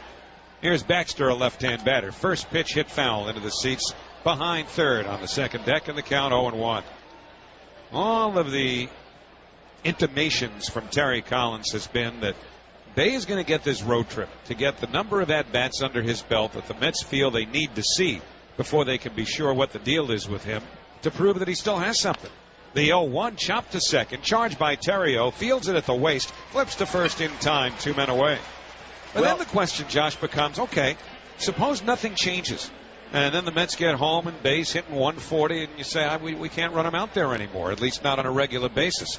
He's due $16 million next year. Do the Mets just eat that contract? I don't know that they'll have much of a choice. Yeah, I mean, it's not unprecedented, but it's a real hit. And, you know, in there somewhere, you hope is a real Jason Bay. Josh Tolley takes a fastball for a strike 0-1. Did you see one of the rumors today? And again, there are rumors all over the Internet. You know, we try and at least relay the ones that appear to have some credibility. There was one that had Heath Bell and John Buck coming here from the Marlins for Bay. The 0-1 fastball in for a called strike. Tolley started his hands, but it's a called strike by Dale Scott. Yeah, I mean, it makes sense in one vein in that it's a couple of underperformers with big contracts that, you know, who knows what a change of scenery might do. It makes sense in that regard. 2 out, nobody on. Top of the 6th, 2-0 New York. The 0-2 to Tolley, a slider high, 1-2. But again, with Bay, you know, we look at his resume, and it's not like his 36 homer, 119 RBI season was in 2004. It was 3 years ago. It's really hard to believe a guy could fall that precipitously that quickly. 1-2 the count to Tolley. Cantos delivers. Slider somewhere. Ball 2, and the crowd would like to know exactly where. I think Dale Scott might have given up on that ball, but that looked like it dropped into the strike zone. With Bay, there are certain assumptions you make, Howie, that, you know, there's no way you could have single-digit RBI totals, for example. There's a typo on the press notes today. They assumed 8 can't be right. They gave him 18. You're right. They probably assumed. The 2-2 on the way. Hit slowly on the ground to second. Waiting on it, Terrio. He's got it. Throws to first in time. Side retired. Cantos gets the Mets in order. Middle of the 6th inning. Still 2-0 Mets on the WFAN Mets Radio Network. Let's go Mets! FAN!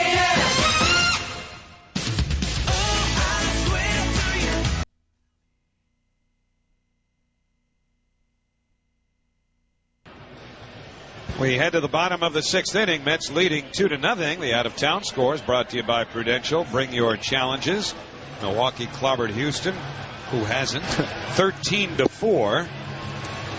As Brett Wallace homered twice for the Astros, as Torres, Weeks, Braun, and Lucroy all gone deep for Milwaukee. Pittsburgh over the Cubs, 8-4.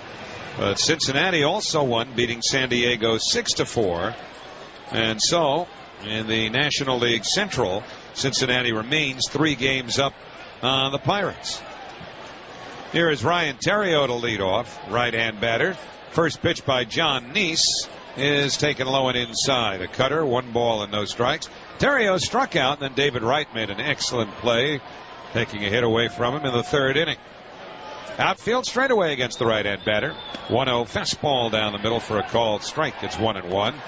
Arizona behind Patrick Corbin and 3 relievers. Shut out the Dodgers on 2 hits, 4-0.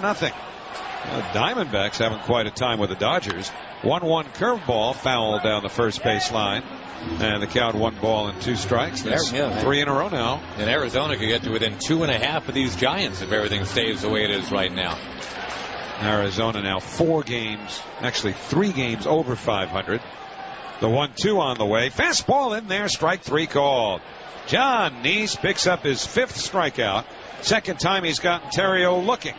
One man away. It'll bring up Melky Cabrera, and whereas Terrio had a beef with Dale Scott after that first inning punch out, that pitch right down the middle, and he has no complaint whatsoever here. Neese is dealing right now. 83 pitches only to get to this point. That's not bad. Here's Cabrera 0 for 2. And remember what he does to left-hand pitching. First pitch on the way. A curveball bends in for a call. Strike 1.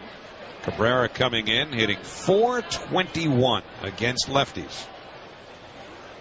Mets 7 hits, the Giants 1, and it's 2-0 New York. The 0-1 pitch. Fastball hit on the ground to second. Backhanded by a tumbling Murphy to his knee. Gets up and throws to first in time to get Cabrera. 2 men away. Well, Neese has done a great job against his 1 through 5 in the lineup.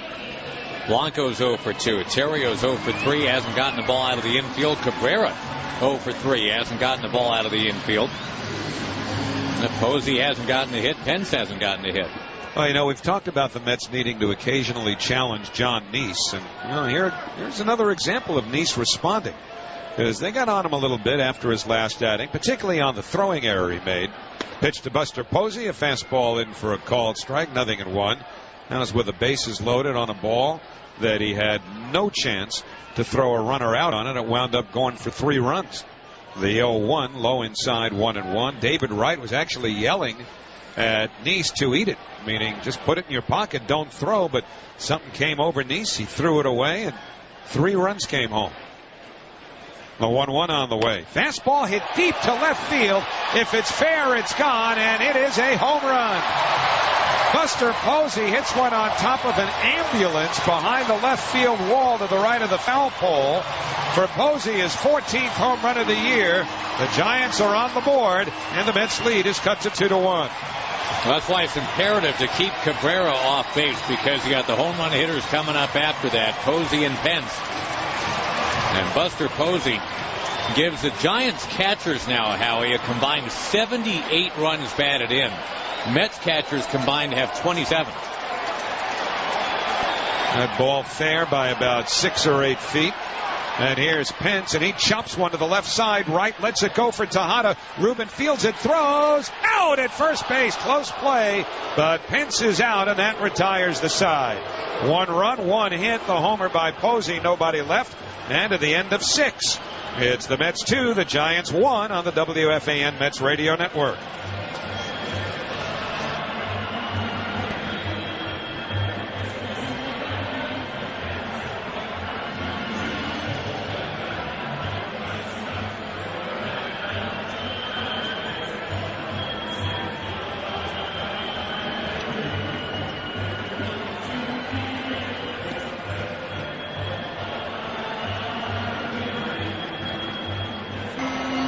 Coming to you live from the Peerless Boilers broadcast booth here at AT&T Park in San Francisco. Remember, Peerless builds America's best boilers. Well, remember we told you all those chances the Mets were getting in the first couple of innings against Matt Cain had better be cashed in on, or else, well, the Mets still lead. It's 2-1 now after Buster Posey's solo home run. But it could be a little bit wider disparity, Josh, if not for the fact that the Mets have gone 1 for 9 in scoring position, with men in scoring position, and run themselves into 2 outs in the 5th inning. Yeah, those things are at issue as we go to the 7th inning, and Jonathan Neese will bat. He will take a fast one from George Contos for a strike right down the heart of the plate, 0-1. Neese is 1 for 2, easily could be 2 for 2. Melky Cabrera made a terrific running catch to deny him in the 4th inning. 0-1 curve sneaks in there, 0-2. Geico wants you to know a 15-minute phone call can save you 15% or more on your car insurance. Call 1-800-947-AUTO or visit geico.com. 2-1 San Francisco, top of the 7th under a big, bright, full moon. The pitch is outside 1-2. 2-1 New York leading here in the top of the 7th inning, with the Mets out hitting the Giants 7-2.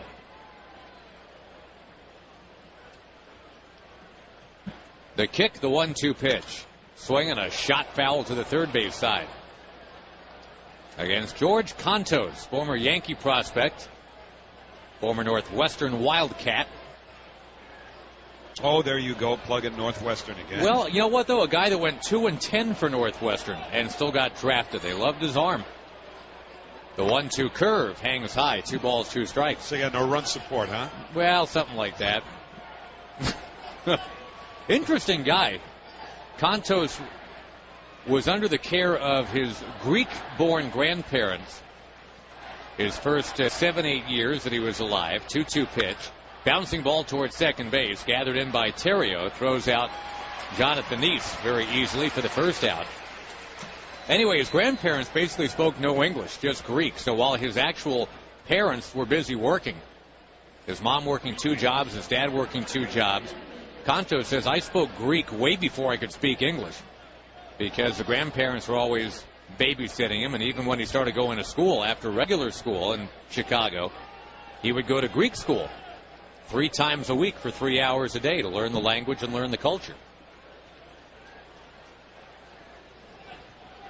Here's Ruben Tejada. 3 for 3 tonight, and yes, a home run. The pitch, he is taken inside 1-0. That home run led off the game.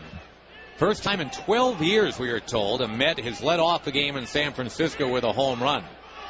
John Nunnally was the last one to do it. There is a wind in the 1-0 taken. High strike is called. 1-1. That was when they opened this ballpark in the year 2000. And the Mets and Giants went on to play a couple games here in October that had some bearing. Could still see John Franco striking out Barry Bonds. You know what's weird? I had a better seat for that than you did. I'll explain in a second. 1-1. A fastball for a strike. 1-2. That was my first time as the wind up, the 1-2 to Tejada. He'll take, and it's a little bit high, 2-2. Was Todd Pratt beating up his own teammate? Check swing, and it's low. They'll appeal to first, no swing, still 3-2. You say somebody, meaning a fan and not a player from the dugout? I'm assuming it was a fan. I don't think I said anything to rankle anybody. He was right by that Giants dugout on the third base side. No, I don't know what kind of relationship you had with him back then. I don't think JT Snow's not the bottle throwing type. Base is clear, 1 out. 2-1 Mets in the top of the 7th. Here's a 3-2 pitch taken. Low ball 4, and Tejada's on for a 4th time tonight. With 1 out, Valdespin coming up, and let's pause for station identification on the WFAN Mets radio network.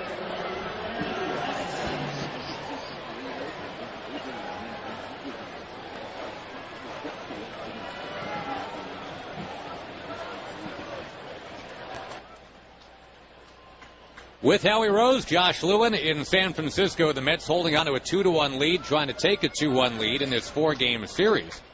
A 2000 playoff series we just were talking about went 4 games as well. The first 2 of those were played out here. Pitch on the way to Valdespin. He takes a little bit outside, 1-0. Bobby Jones, you might remember, the Fresno native, was able to cement Game 4 with a 1-hitter. That, of course, back at Shea. Neither team did a lot of hitting in that series. The Mets, I want to say it's something like 210 as a team. Won 3 games to 1. Pitch to Valdespin. Rifled in for a strike, 1-1. You want to see something even wilder than that? Look at what the Mets hit against the Astros in the 1986 National League Championship Series, in that epic series. They won that series in 6 games. It was a 7-game series, of course, and they hit under 200. 189. Oh, imagine that. In that last game, there's a ton of runs scored. The 1-1 pitch is low, 2-1. Yeah, that is weird. That's really weird.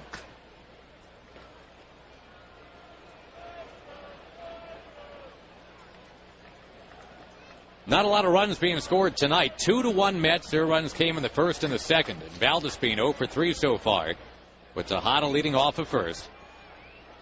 The pitch is bounced foul. And the count now 2-2. He offered it the fastball. I'm getting a feeling, Josh, that Bill Webb is not a big fan of the Grateful Dead. Now, we've both worked with Webby, and he's just a Hall of Fame caliber director. But he keeps showing on this night when they honor Jerry Garcia's birthday, with all the deadheads here at the ballpark, He's looking for everybody like 75 years of age or older walking around in tie-dye shirts with headbands or other apparel from the era. Well, Jerry would have been 70 tonight, Yes. right? Webby, somebody under like 70s in the stands wearing tie-dyed shirts, you know. 2-2 to Valdespin, cut on a high chop towards second base. Under the glove of Terrio. Tejada goes to second base. It's backed up by Pence and right. And the Mets get a huge break. Terrio came in and tried to scoop it, and I'm sure mindful of Tejada whizzing by him. Maybe just getting inside Terrio's mind. He's thinking, okay, when I scoop this, do I tag him going by or do I flip to short? And in mid-thought, one thing didn't happen. He didn't actually stop the ball from getting under his glove. And it wasn't a case of Tejada going in front of Terrio and screening him. Ruben had actually come to a stop as he was hoping to freeze Terrio for just a second and take a little extra time that way between Terrio either going to tag Tejada or throw to second. But, you know, often there's a little hesitation on the part of the fielder once the runner stops. But it just simply went under Terrio's glove, and now Dave Righetti, the pitching coach, out to talk to Cantos after a walk to Tejada. And now the error, and the Mets have David Wright in a huge spot here. This will probably be the last batter for Cantos with a lefty Javi Lopez in the bullpen. Right, you've got the lefties Davis and Murphy due after that. Well, Wright tonight is 2 out of 3 already. That was against Matt Cain. And they are indeed scoring that last one in E4. Terrio, normally a pretty sure-handed guy, but it's now 2 on 1 out. And a big chance for the Mets to grow this 2-1 lead. 1 out of 9 with runners in scoring position so far tonight. Big lead off second for Tejada. The pitch from Cantos is up and outside 1-0, the fastball.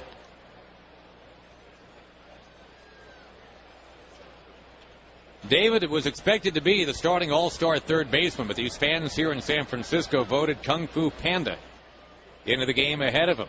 You mean Kung Fu hamstring? Yeah, well, yeah, Sandoval's on the DL now, probably for another week. Here's a 1-0. Right swings and he misses. Good slider, 1-1. So with Sandoval out, David Wright has a chance to show off and maybe tweak these fans a little bit.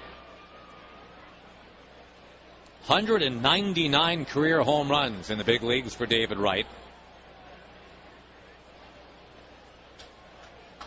Outfield straight up against him. Tejada and Valdespin extend their leads. 1 out. We're in the top of the 7th, and the pitch. Check swing. Taken for a strike at the knees, 1-2. 2 Mets have had 200 or more home runs in their careers. Darryl Strawberry and Mike Piazza. So David's next one will get him into that group.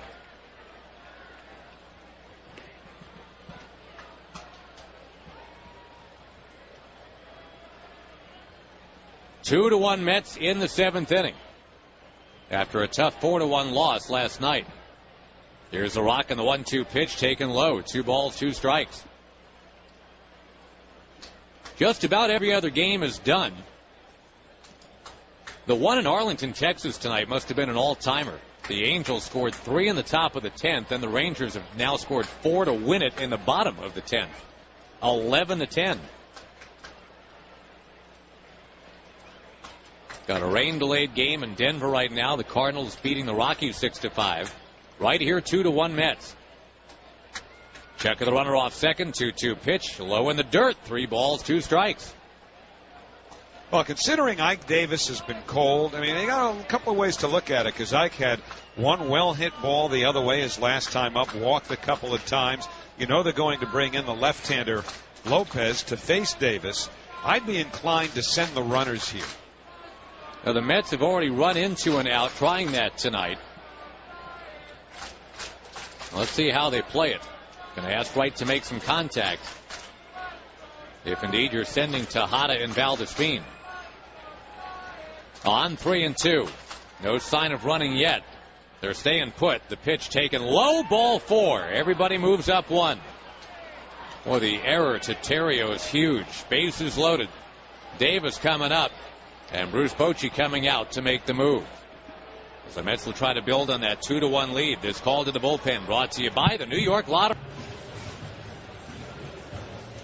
Well, the Mets threatening to break it open here in the top of the 7th inning. They lead 2-1. A Buster Posey home run got the Giants back to within 1.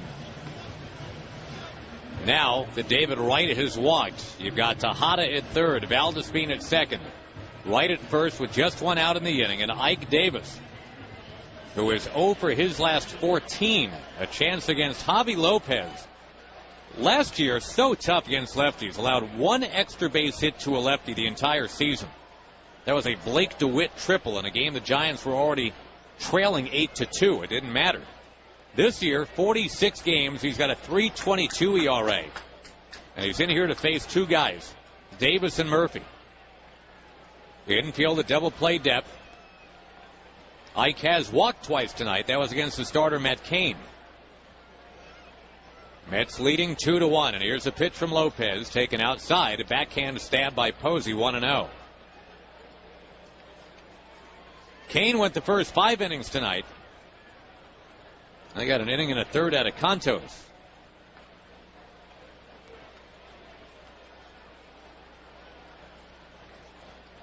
Lopez winds, fires, swing, and a miss by Davis, 1-1. Since 2009, this is a guy that's got the lowest percentage of inherited runners scored. That's a big thing to point to if you're a reliever. About 14% of inherited runners come in to score.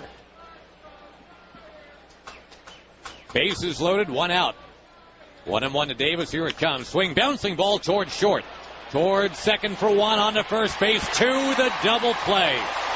Arias to Terrio to Pill, and it develops slowly, but Davis doesn't run quickly. He can't help that. He chipped one off the end of the bat. Arias starts at 6-4-3, and again the Mets with a great opportunity to pull away. Cannot get it done. No runs, no hits, 1 error, and a couple men left on base. 2-1 New York at the stretch on the WFAN Mets Radio Network. Underway in the bottom of the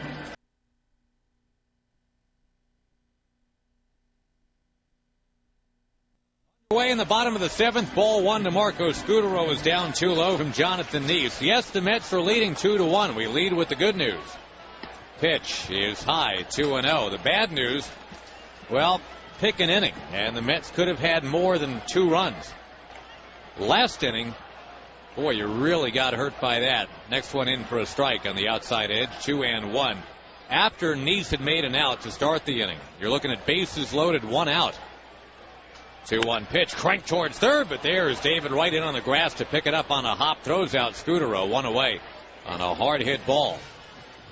Anyway, Ike Davis with a chance to really break it open, as we talked about, but we also mentioned, Howie, how tough Javier Lopez is, lefty on lefty, and he got Davis to just kind of chip one towards short. Arias turns the 6-4-3 double play. And so it goes. The Mets 1 for 10 with men in scoring position. They are just flirting with danger and have been all night. Here is Brett Pill. He takes outside, 1-0. 0 for 2 tonight for the first baseman. He's giving Brandon Belt the night off. The pitch, broken bat, bouncer left side, smothered by Wright, spins around, throws to first. What a play to get Pill. The bat, the remnants of it anyway, most of it lying up near the third base bag, and David Wright has been spot on defensively tonight. Even though he made the 1 throwing error, he's made 3, maybe 4 dazzling plays tonight. Has 2 quick outs here in the 7th inning, and it brings up Joaquin Arias.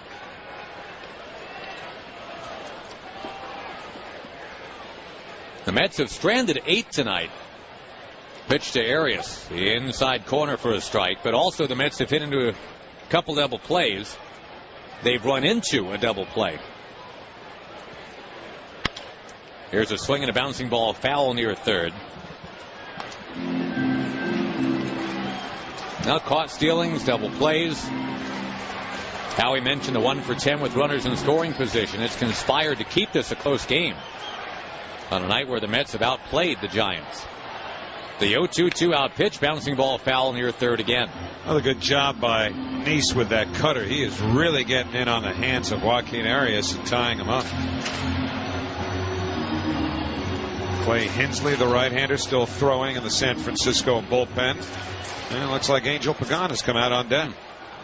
Next one is a fastball high, 1-2. Arias briefly a Met in 2010. And Nice, by the way, now at 99 pitches. John Roush is going to get ready to pitch the 8th. 1-2, bases clear, 2 out. Now the pitch. Curveball lifted in the air towards the left side. Foul ground. David Wright in pursuit. Can't get it. He got turned around on it. The ball ended up staying in play in foul ground, but he never could catch up to it by the rolled up tarp. Yeah, there's so much for David or even the incoming Ruben Tejada to deal with on a play like that, because then you've got a little photographer's box or a box, an auxiliary box that jets out in front of what was the side wall. Then you've got the tarp. You've also got the back end of that bullpen there, where you've got not only the bullpen catcher but a lookout basically. And there were just too many things, too many obstacles for Wright to overcome there. Arias, as a Met a couple of years ago, was 6 for 30. Here's a 1-2 pitch to him. He lays off a breaking ball in the dirt, 2-2. Last year spent the whole year at AAA for the Royals for Omaha. It's a guy that broke in as a Texas Ranger and hit .545 his first year, but that's just 6 out of 11. Wright guards the line at third. Here's a 2-2 out pitch, smack towards left, base hit. Tejada diving, couldn't get it. Wright as tight to the line as he wasn't going to have a play on it, so Arias with a single. And now it will be Pagan, at least approaching the plate. Dan Warthen comes out to talk to Nice. And Pagan, again, what happened to him to keep him out of the starting lineup is he got mad in the middle of the first game of this series, and he punched something he shouldn't have punched, and he's got a bruised couple of knuckles. I don't know what that means with that scouting report. Do you go in on him here? Sometimes if you go in on Pagan, he can turn on that.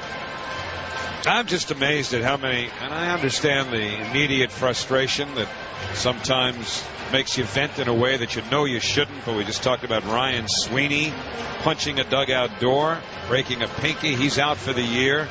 Most famously with the Mets, Pat Zachary, after giving up a hit that extended Pete Rose's hitting streak in 1978 at Shea Stadium in July. Coming out of the game, he kicked a dugout step, broke his toe, and was done for the year. Tossed to first and reclining back is Arias. Troy Tulowitzki, right? A couple of years ago. Yeah. Didn't he smash up a couple of bats in the dugout and messed up his hand? Carlos Quentin, the year that he was going to win MVP most likely in the American League, did himself in. Here's the pitch, and it's taken low, 1-0. Only 3 hits allowed tonight by Nice. That third one was just moments ago to Arias. Remember, Nice last time out allowed 9 hits and 8 runs.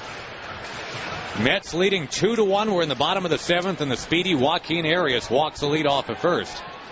The pitch is downstairs, 2-0 now to Pagan. Now it looks like Nice would stay on if Pagan were to get aboard. Even with Roush a right-handed throwing, you've got a left-handed hitter, Gregor Blanco, on deck. So I would imagine Nice would get one more batter after Pagan. Right in a bit at third, now starts backing up on 2-0. The pitch stroked in the air towards left field, coming on his bay. He'll make the catch of a line drive to retire the side. No runs, 1 hit, 1 left, end of 7. And it's still 2-1 Mets on the WFAN Mets Radio Network.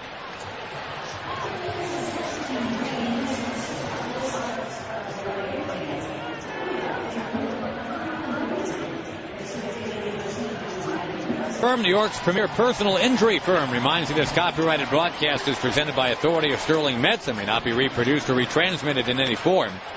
And the accounts and descriptions of this game may not be disseminated without the express written consent of Sterling Mets.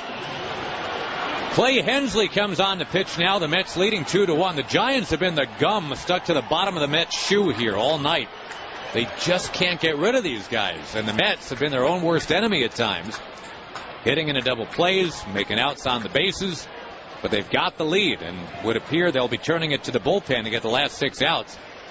They'll try to grow the lead against Clay Hensley here in the 8th. Here to tell you about it is Howie Rose. All right, thanks, Josh. Daniel Murphy leads off against the right-hander Hensley, and the first pitch taken outside, a changeup 1 ball and no strikes. So here is Hensley making his 45th appearance, 3-3, a 3.13 earned run average. Actually had a couple of saves as well. The 1-0 taken low, a fastball, 2 balls and no strikes. Remember, the Giants' closer is Brian Wilson, but the beard is gone for the year after having Tommy John surgery for the second time. Here's the 2-0 pitch on the way to Murph. Swung on and missed a changeup. And the count 2 balls and 1 strike. So essentially the Giants have gotten by with Santiago Casilla as the closer. He has saved 24 games.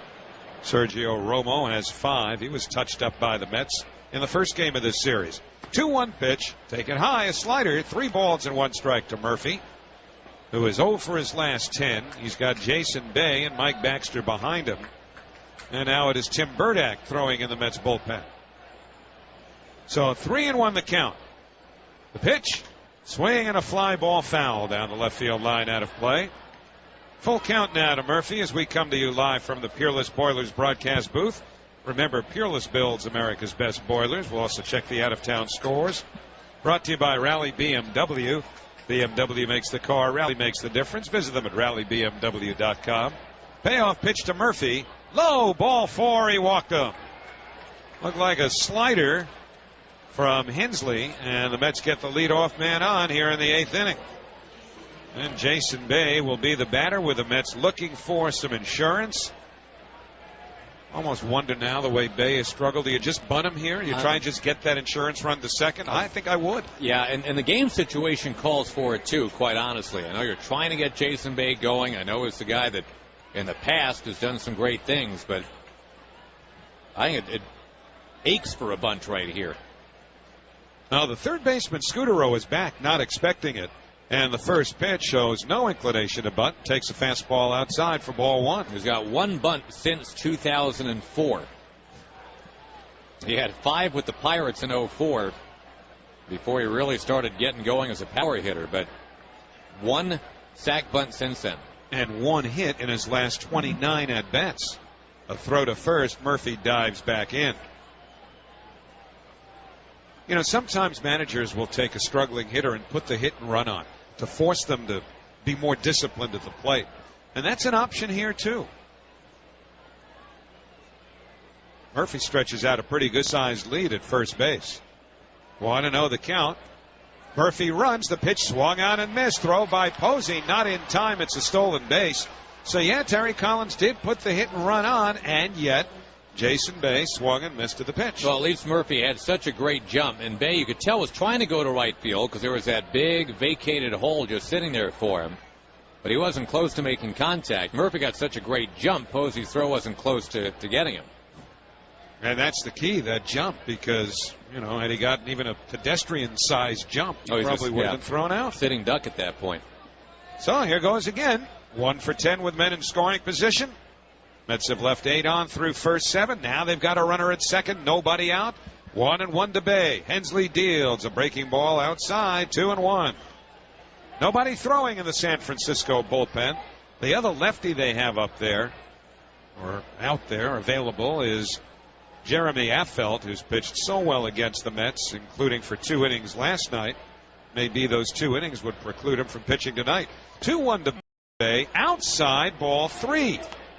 So 3-1 to Bay as Clay Hensley missed with a fastball. Baxter and then Tolley. Left-hand batters due up after Bay. 3-1 pitch. Fastball is high, ball 4. Back-to-back walks. Runners at first and second, nobody out. Well, here comes Dave Righetti, the pitching coach. Well, now, you've got another option here. You can bunt Baxter if you want, because you know they're going to hit when you get down to John Neese's spot. Baxter, the 7th hitter, then Tolley. So wheels are turning now, and while they churn, we'll pause for station identification on the WFAN Mets Radio Network.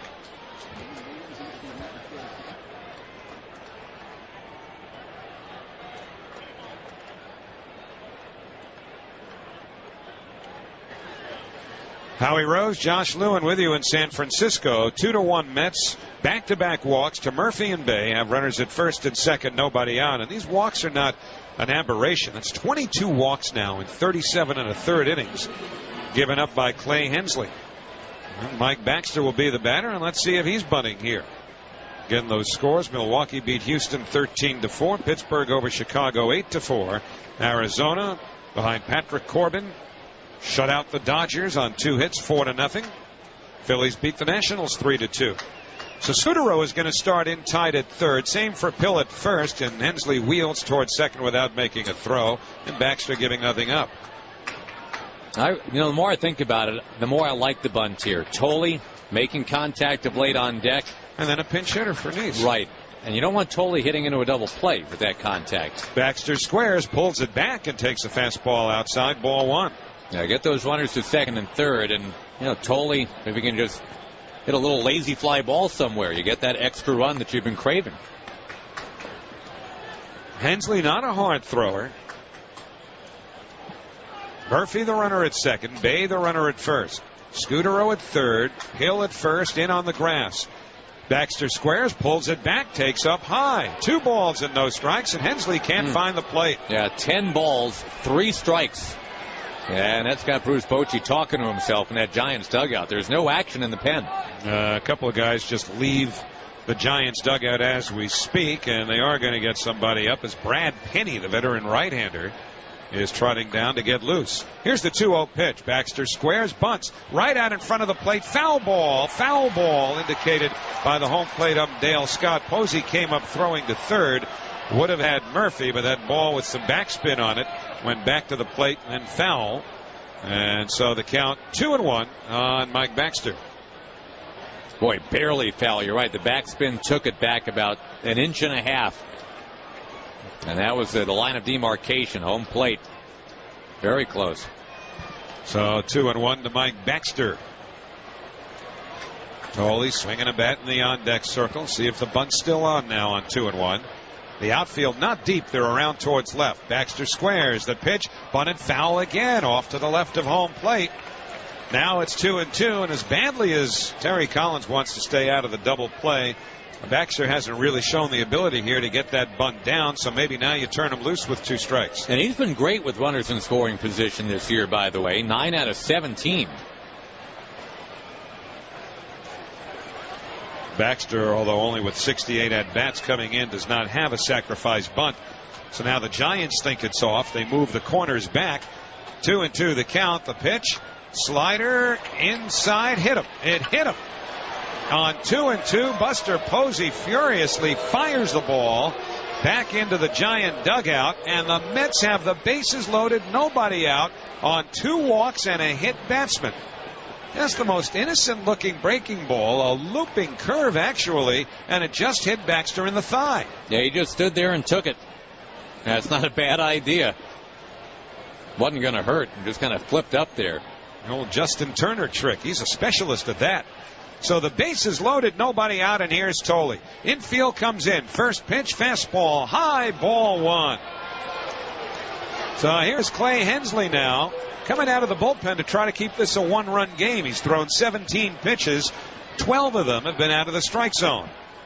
Murphy at third, Bay at second, Baxter at first, nobody out. 2-1 Mets in the 8th. Outfield a step towards left. The 1-0 to Tolley. Swung on and missed a fastball. 1-1. Just mid-80s fastballs here from Hensley. Tolley steps out. The aforementioned Justin Turner, a right-hand batter, has come out on deck to bat for John Neese. Mets desperately trying to get some breathing room here. 1 for 10 with men in scoring position, yet they lead 2-1. We're in the 8th. Bases loaded, no out. The 1-1 pitch taken high, ball 2. 2-1, and Hensley just can't buy a strike.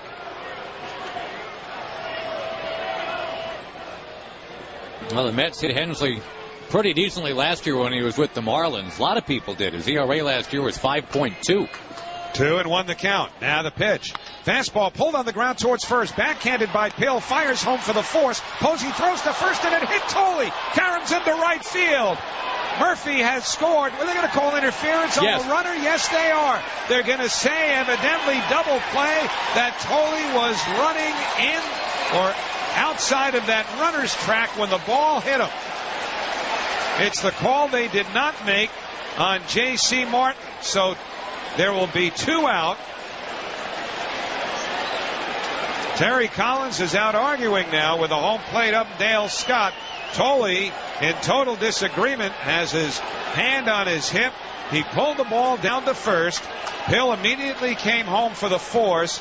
We're watching Tolley on the grass. It's a good call. I think that's a good call. Just as he was getting to first base, he started to angle in. But I think that's the right call. Yeah, he never did step on dirt from what we saw on that replay. And you've got a bunch of arguments now. Josh Tolley taking up for himself. Terry Collins obviously is arguing as well. And Dale Scott has been forced to make a few controversial calls in 3 series that the Mets have had this umpiring crew this year.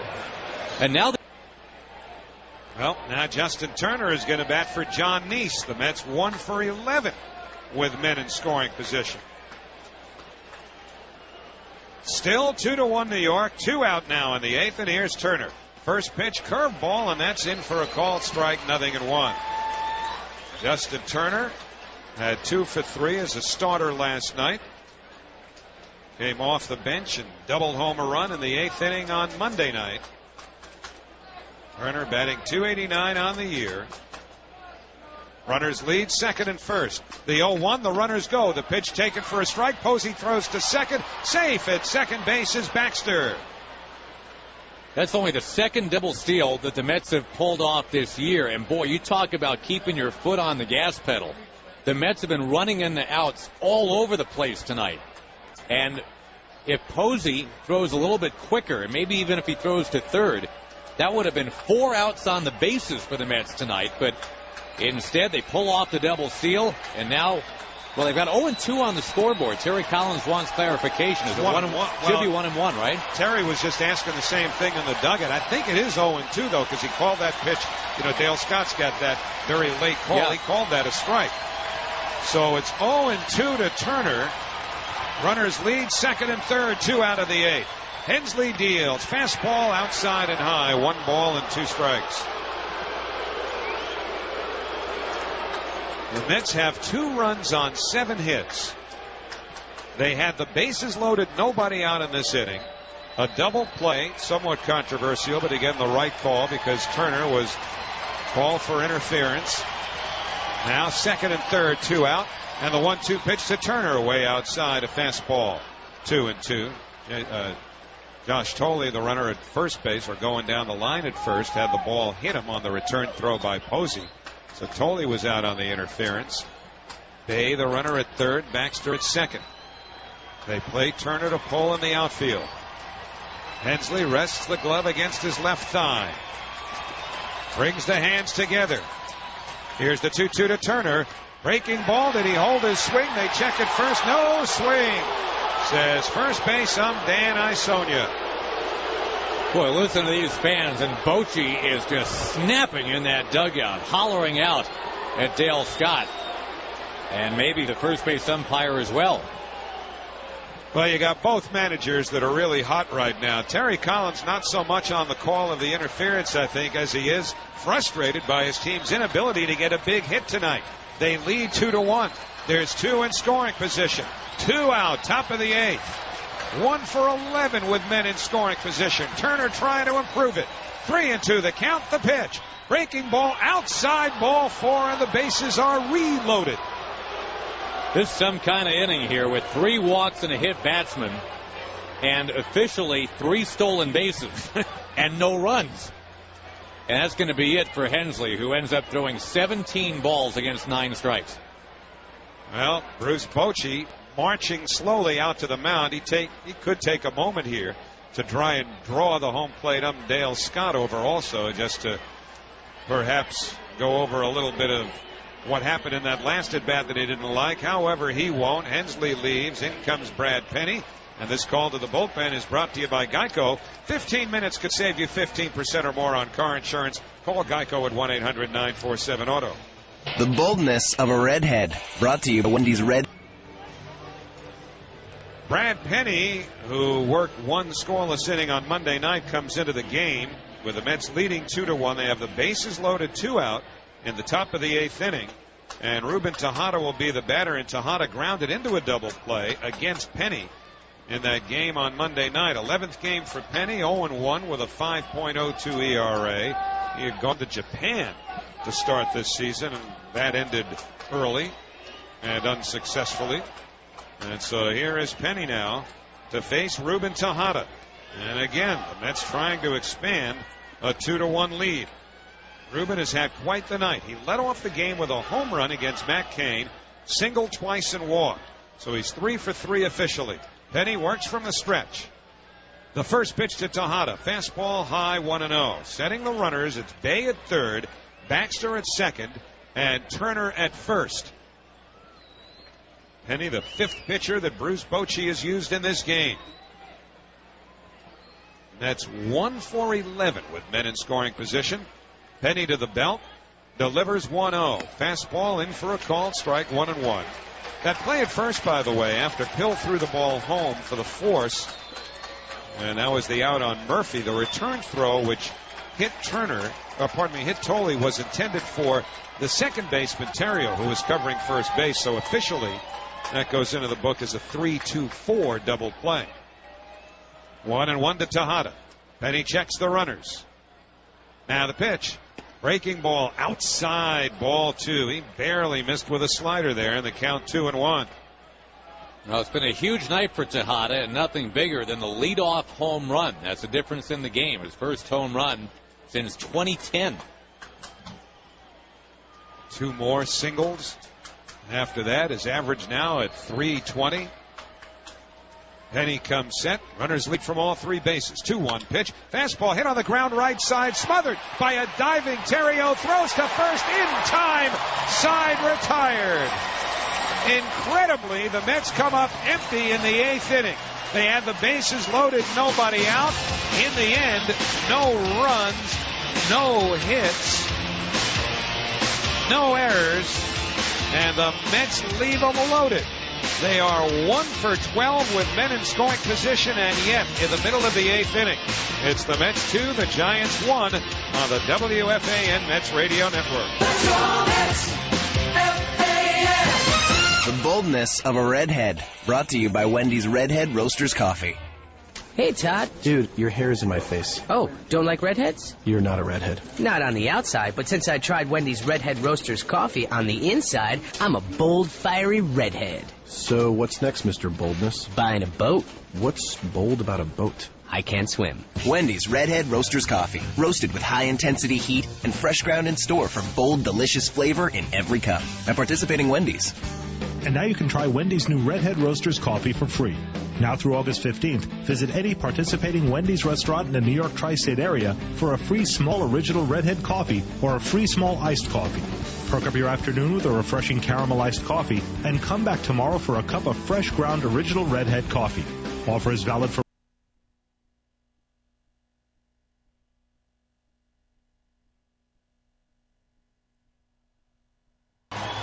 You know, over the last 15 games, the Mets have hit just .208 with men in scoring position, but they've outdone themselves tonight. 1 for 12 through 8 turns at bat. And so many opportunities, even against Matt Cain, especially against Matt Cain early, to have not break the game open necessarily, then certainly widen what was a 2-0 lead after 2.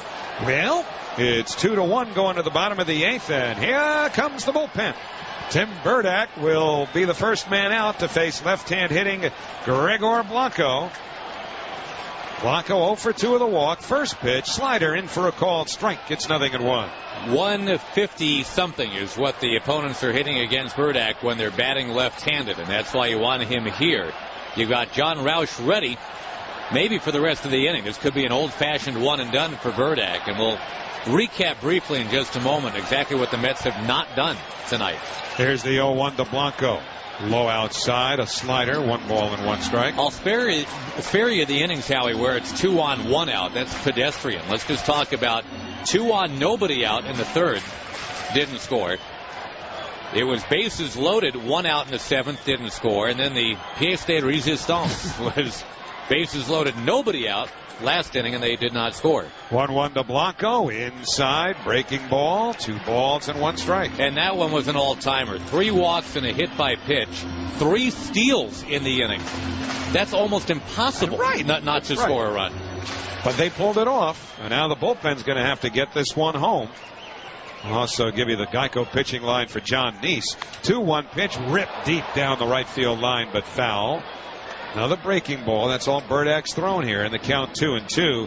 Neese, nice bounce back game from the one before when he was beaten badly by the Diamondbacks. Tonight he went 7, gave up 3 hits and a run, 2 walks, 5 strikeouts, giving up just a solo homer to Buster Posey with 2 out in the 6th inning. 2-2 to Blanco. Burdak ready. Now the pitch. Breaking ball popped up. Shallow right. Back goes Murphy onto the grass. Under it. Makes the catch. 1 man out. 15 minutes could save you 15% or more on your car insurance. Call Geico at 1-800-947-AUTO or visit geico.com. So here comes Terry Collins, as Josh speculated. 1 and done for Burdak. Roush up next, at least as far as the relievers go. Ryan Theriot due up for the Giants, and this call to the bullpen. 1 out, nobody on, bottom of the 8th inning. It's John Roush's turn now as he comes out of the bullpen with the Mets up 2-1. He will face Ryan Theriot, the right-hand hitter, who is 0 for 3 in this game. He has struck out twice. So Roush 3-7, 3.58 ERA, deals, and the first pitch slider misses low. 1 ball and no strikes on Ryan Theriot with Melky Cabrera waiting in the on-deck circle. Roush back 1-0. Lined in the air to right, pretty deep. Baxter back in front of the track, makes the catch, 2 men away. And that is going to bring up Melky Cabrera. And he's had a significant number of big hits this year for the Giants. Some game-winning hits in the bottom of the 9th inning. They highlighted some of those on the video board earlier tonight. Kind of the Melky Cabrera show, and they show some of the Giants' most dramatic wins. One very early in the year against the Phillies. And Josh Edgen back up in the Mets bullpen. He wouldn't project to work anytime soon when you consider you got Cabrera, a switch hitter, and then Posey, Pence, Scutaro, all right-handed. That might just be Brandon Belt insurance if they pinch hit the power-hitting lefty. Yep. First pitch on the way to Melky Cabrera, taken low, 1-0, a fastball. Well, they're not going to hit for Posey. They're not going to hit for Pence. I guess it would be for Scutaro if it got that far, or Pill, of course, who is a first baseman. The 1-0 on the way. Fastball to the knees, a called strike. And it's 1-1. It could be, the way this sets up, Howie, that Hunter Pence could be the 9th inning hero for the Giants in his Giant debut. 1-1 pitch. Fastball, line foul, third base side out of play, second deck, and the count 1-2. And if it does get to that, and you're assuming that it's Parnell going to be your closer, that is how it sets up now.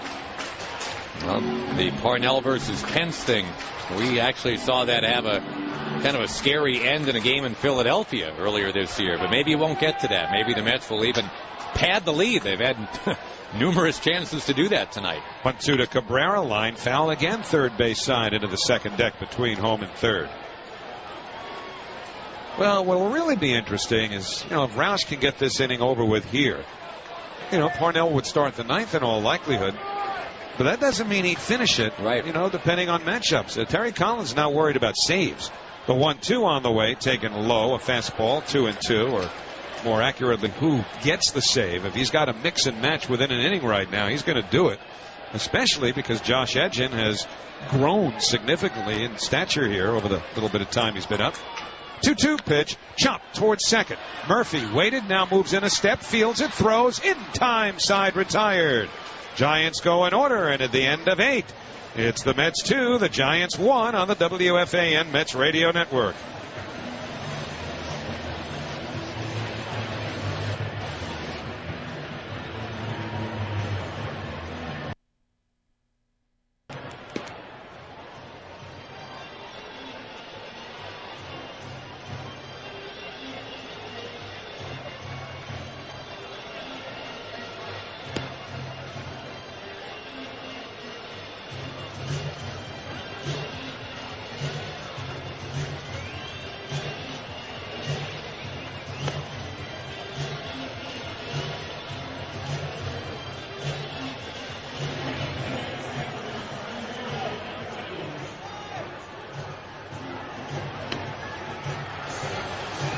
Before we start the ninth inning with the Mets leading 2-1, we'll pause for station identification on the WFAN Mets radio network.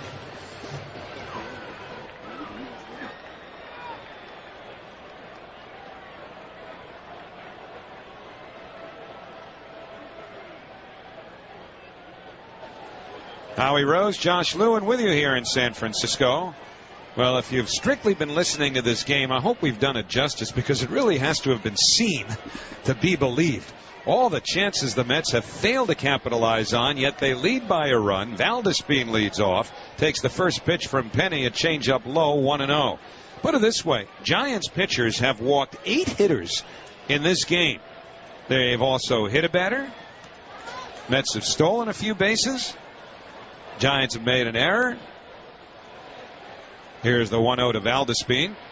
Fastball chopped towards first. Nice big hop for Pill. He takes it to the bag easily. 1 man away. And the Mets, by the way, have gone 1 for 12 with men in scoring position. And yet, with single runs in the first and second, they have a 2-1 lead. And Bobby Parnell is throwing in the Mets bullpen to start the bottom of the ninth against the middle of the Giants order. And the winning margin, if it is a win tonight, is a Ruben Tejada home run to lead off the ball game. His first home run since 2010. Yes, that's right. He said Ruben Tejada with a home run off of Matt Cain, who started this game. I paused for effect for just that reason. Nicely done. Thank you. Here is David Wright, and the first pitch is taken low, 1-0. Here's a candidate to grow the lead, though. David Wright, 11 out of 19 lifetime against Brad Penny, and sitting on 199 career Met home runs. Outfield is deep and straight away. And Penny's 1-0. On the outside corner, a fastball, 1 ball, 1 strike. Geico wants you to know that a 15-minute phone call can save you 15% or more on your car insurance. Call 1-800-947-AUTO or visit geico.com. David's got 2 out of 3 with a walk. And the 1-1 pitch. Breaking ball hit on the ground right side under the glove of a diving first baseman Pill and into right field for a base hit. Wright takes a turn and holds on as Hunter Pence plays it in, and the Mets have their 8th hit of the game. They've left 11 men aboard, and now Ike Davis will be the hitter.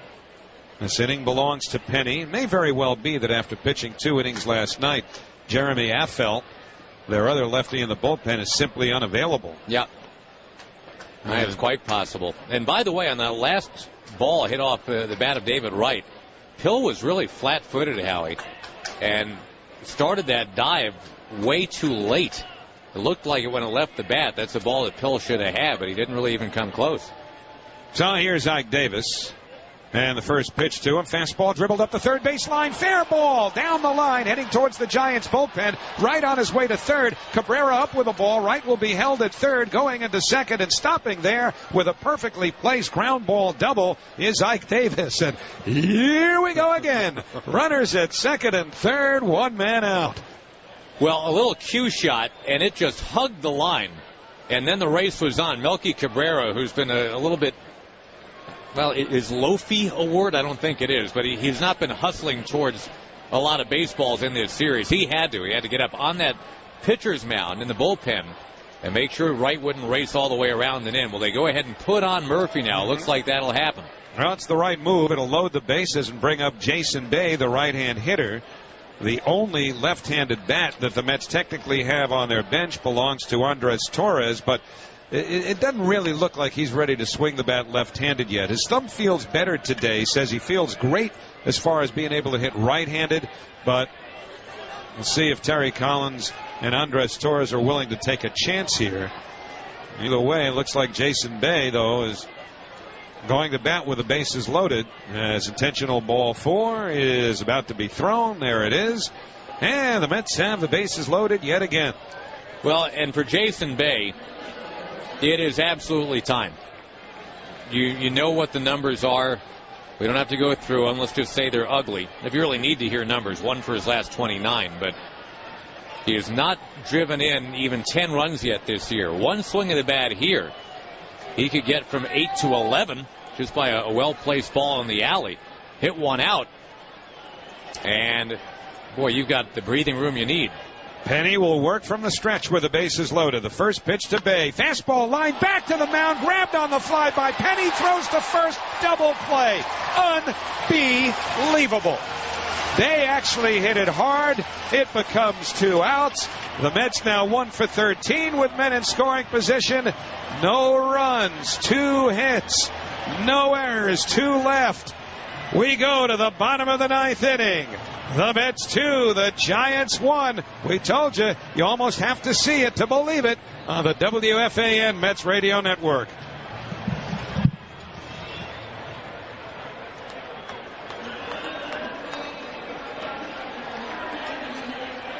Hero's energy-efficient technology will keep your food fresh.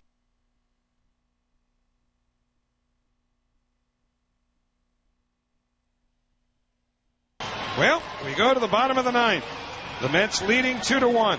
They have the bases loaded 3 innings in a row and failed to score. They have gone 1 for 13 in the game with men in scoring position. They have left 7 men on through the last 3 innings, 13 for the game, and yet they take the lead into the bottom of the 9th as they hand off to Bobby Parnell. He will face Buster Posey, Hunter Pence, and Marco Scutaro. And the Mets make a couple of defensive changes we'll tell you about in a moment. Parnell sets. The first pitch to Posey. Fastball outside, ball 1. And boy, throwing strike 1 has been a major problem for Parnell. Andres Torres does come into the game. He's in center field. And Jordany Valdespin slides to left. 1-0 the count. The pitch. Low, a fastball, 2-0. 96-mile-an-hour fastball, but this is unbelievable how often Bobby Parnell has been 2-0 or 2-1 or just simply behind in the count, especially to first batters. He's looking for 3 outs here to give John Roush a win, or at least, John Neese. The 2-0 on the way. Fastball down the middle, a called strike. Roush worked 2/3 of an inning, retiring both hitters he faced. That was a 99-mile-an-hour fastball on 2-0. You've got 2 power hitters in Posey and Pence, then a contact hitter in Scutaro. The Mets have wanted Parnell to look a little angrier out there. We'll explain. It's not a facial expression. The 2-1 on the way. Fastball outside, ball 3. They feel that he tries to baby that first pitch or 2 in. He wants, the Mets do, want Parnell to kind of present more of an intimidating presence, if you will, because when you throw 97, 98, you should be able to intimidate. But he's behind 3-1. The outfield deep and straight away. Here's the pitch. Chopper towards short, waiting on it. Tejada. He's got it. Throws to first. In time. 1 away. Boy, it's a big out right there. Huge. On 3-1, he got Posey to swing. But you're right, Howie. I mean, if he's capable of 99, that first one is your calling card. Allow me to introduce myself. Why wouldn't you extend that hand with a 99 in it as opposed to a 94? Absolutely. Well, that's basically their message, and at least Parnell appears to have absorbed that with the way he worked to Posey, but they could certainly do without him falling behind. Now Hunter Pence, who's 0 for 3. Parnell to the belt. His first pitch. Fastball down the middle, a called strike at 97, 0-1. And just to recap, Howie, 11 of the last 16 Mets have reached base. None of them have scored. That's almost impossible to do. 0-1 to Pence. Parnell to the belt. The pitch. Breaking ball swung on and missed. 0-2. So now you're seeing the different wrinkle to go along with that high 90s fastball. The curveball by Parnell that just dropped out of sight against Pence. 0-2 the count. Torres takes another step back in center. He's straight away. The 0-2 pitch. Fastball in there. Strike 3 called. So Parnell quickly strikes out Hunter Pence. 2 men away. And it will be Marco Scutaro, the batter. Reminder, the Mets return to Citi Field this Tuesday for a 6-game homestand against Jose Reyes and the Marlins and the Atlanta Braves. Log on to Mets.com for tickets. There'll be a Mercy Meet post-game concert after the game Friday against the Braves on August 10th, presented by Dwayne Reed and Just for Men. Visit Mets.com or call 718-507-TIXX for tickets. So here's Scutaro, 1 for 3. 2-1 Mets, 2 out of the 9th. First pitch. Fastball a little bit low. Ball 1. Parnell was not charged with a blown save in a technical sense the other night, although he gave up both runs, which tied the game. It was Josh Edgen who was hit with that, but there's another story there, too. The 1-0 on the way. Fastball low outside, ball 2, and Tolley's going to run the ball back. Remember that ground ball that got under Ike Davis's glove was originally scored as a double for Nate Scheerholtz. That has now been changed to an error on Ike Davis. Now, meantime, Howie, no sign of Josh Edgen warming up, so if they do pinch hit the lefty, if Scudero reaches, it's still all to Bobby Parnell. But again, after getting pinched quickly, here he is behind 2-0 on Scudero. Outfield extremely deep. The pitch on the outside corner, a fastball at 96. Make that 98. And the count 2-1. David Wright guarding the line at third. He is embracing the line. Right behind the bag. Parnell to the belt. The 2-1 pitch. Fastball low. Ball 3. Brett Hill, right-hand batter, waits on deck.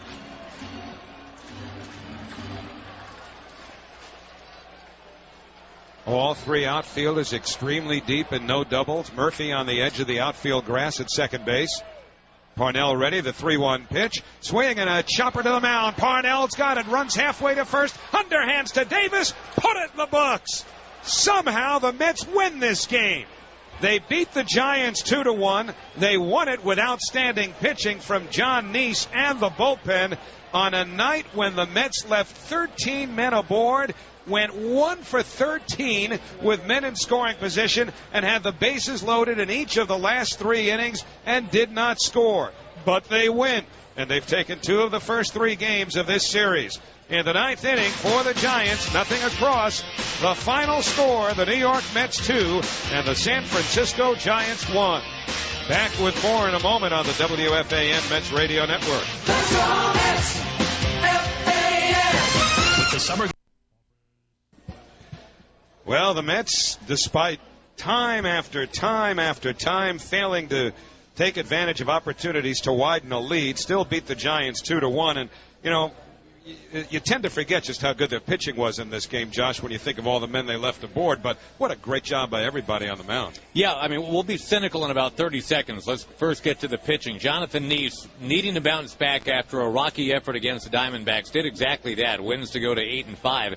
He only gave up 3 hits in this one. One was a home run that he was cursing himself for. It's the only run that the Giants got, the Buster Posey homer in the 6th inning. All right, now on to the cynicism. 1 out of 13 with runners in scoring position, 13 left on base. You hit into 4 double plays, including 3 in the last 3 innings. And somehow you emerge on Grateful Dead night. The Grateful Mets will get out of here with a win. What a long, strange game it's been. Well, 259, but yes, I would agree.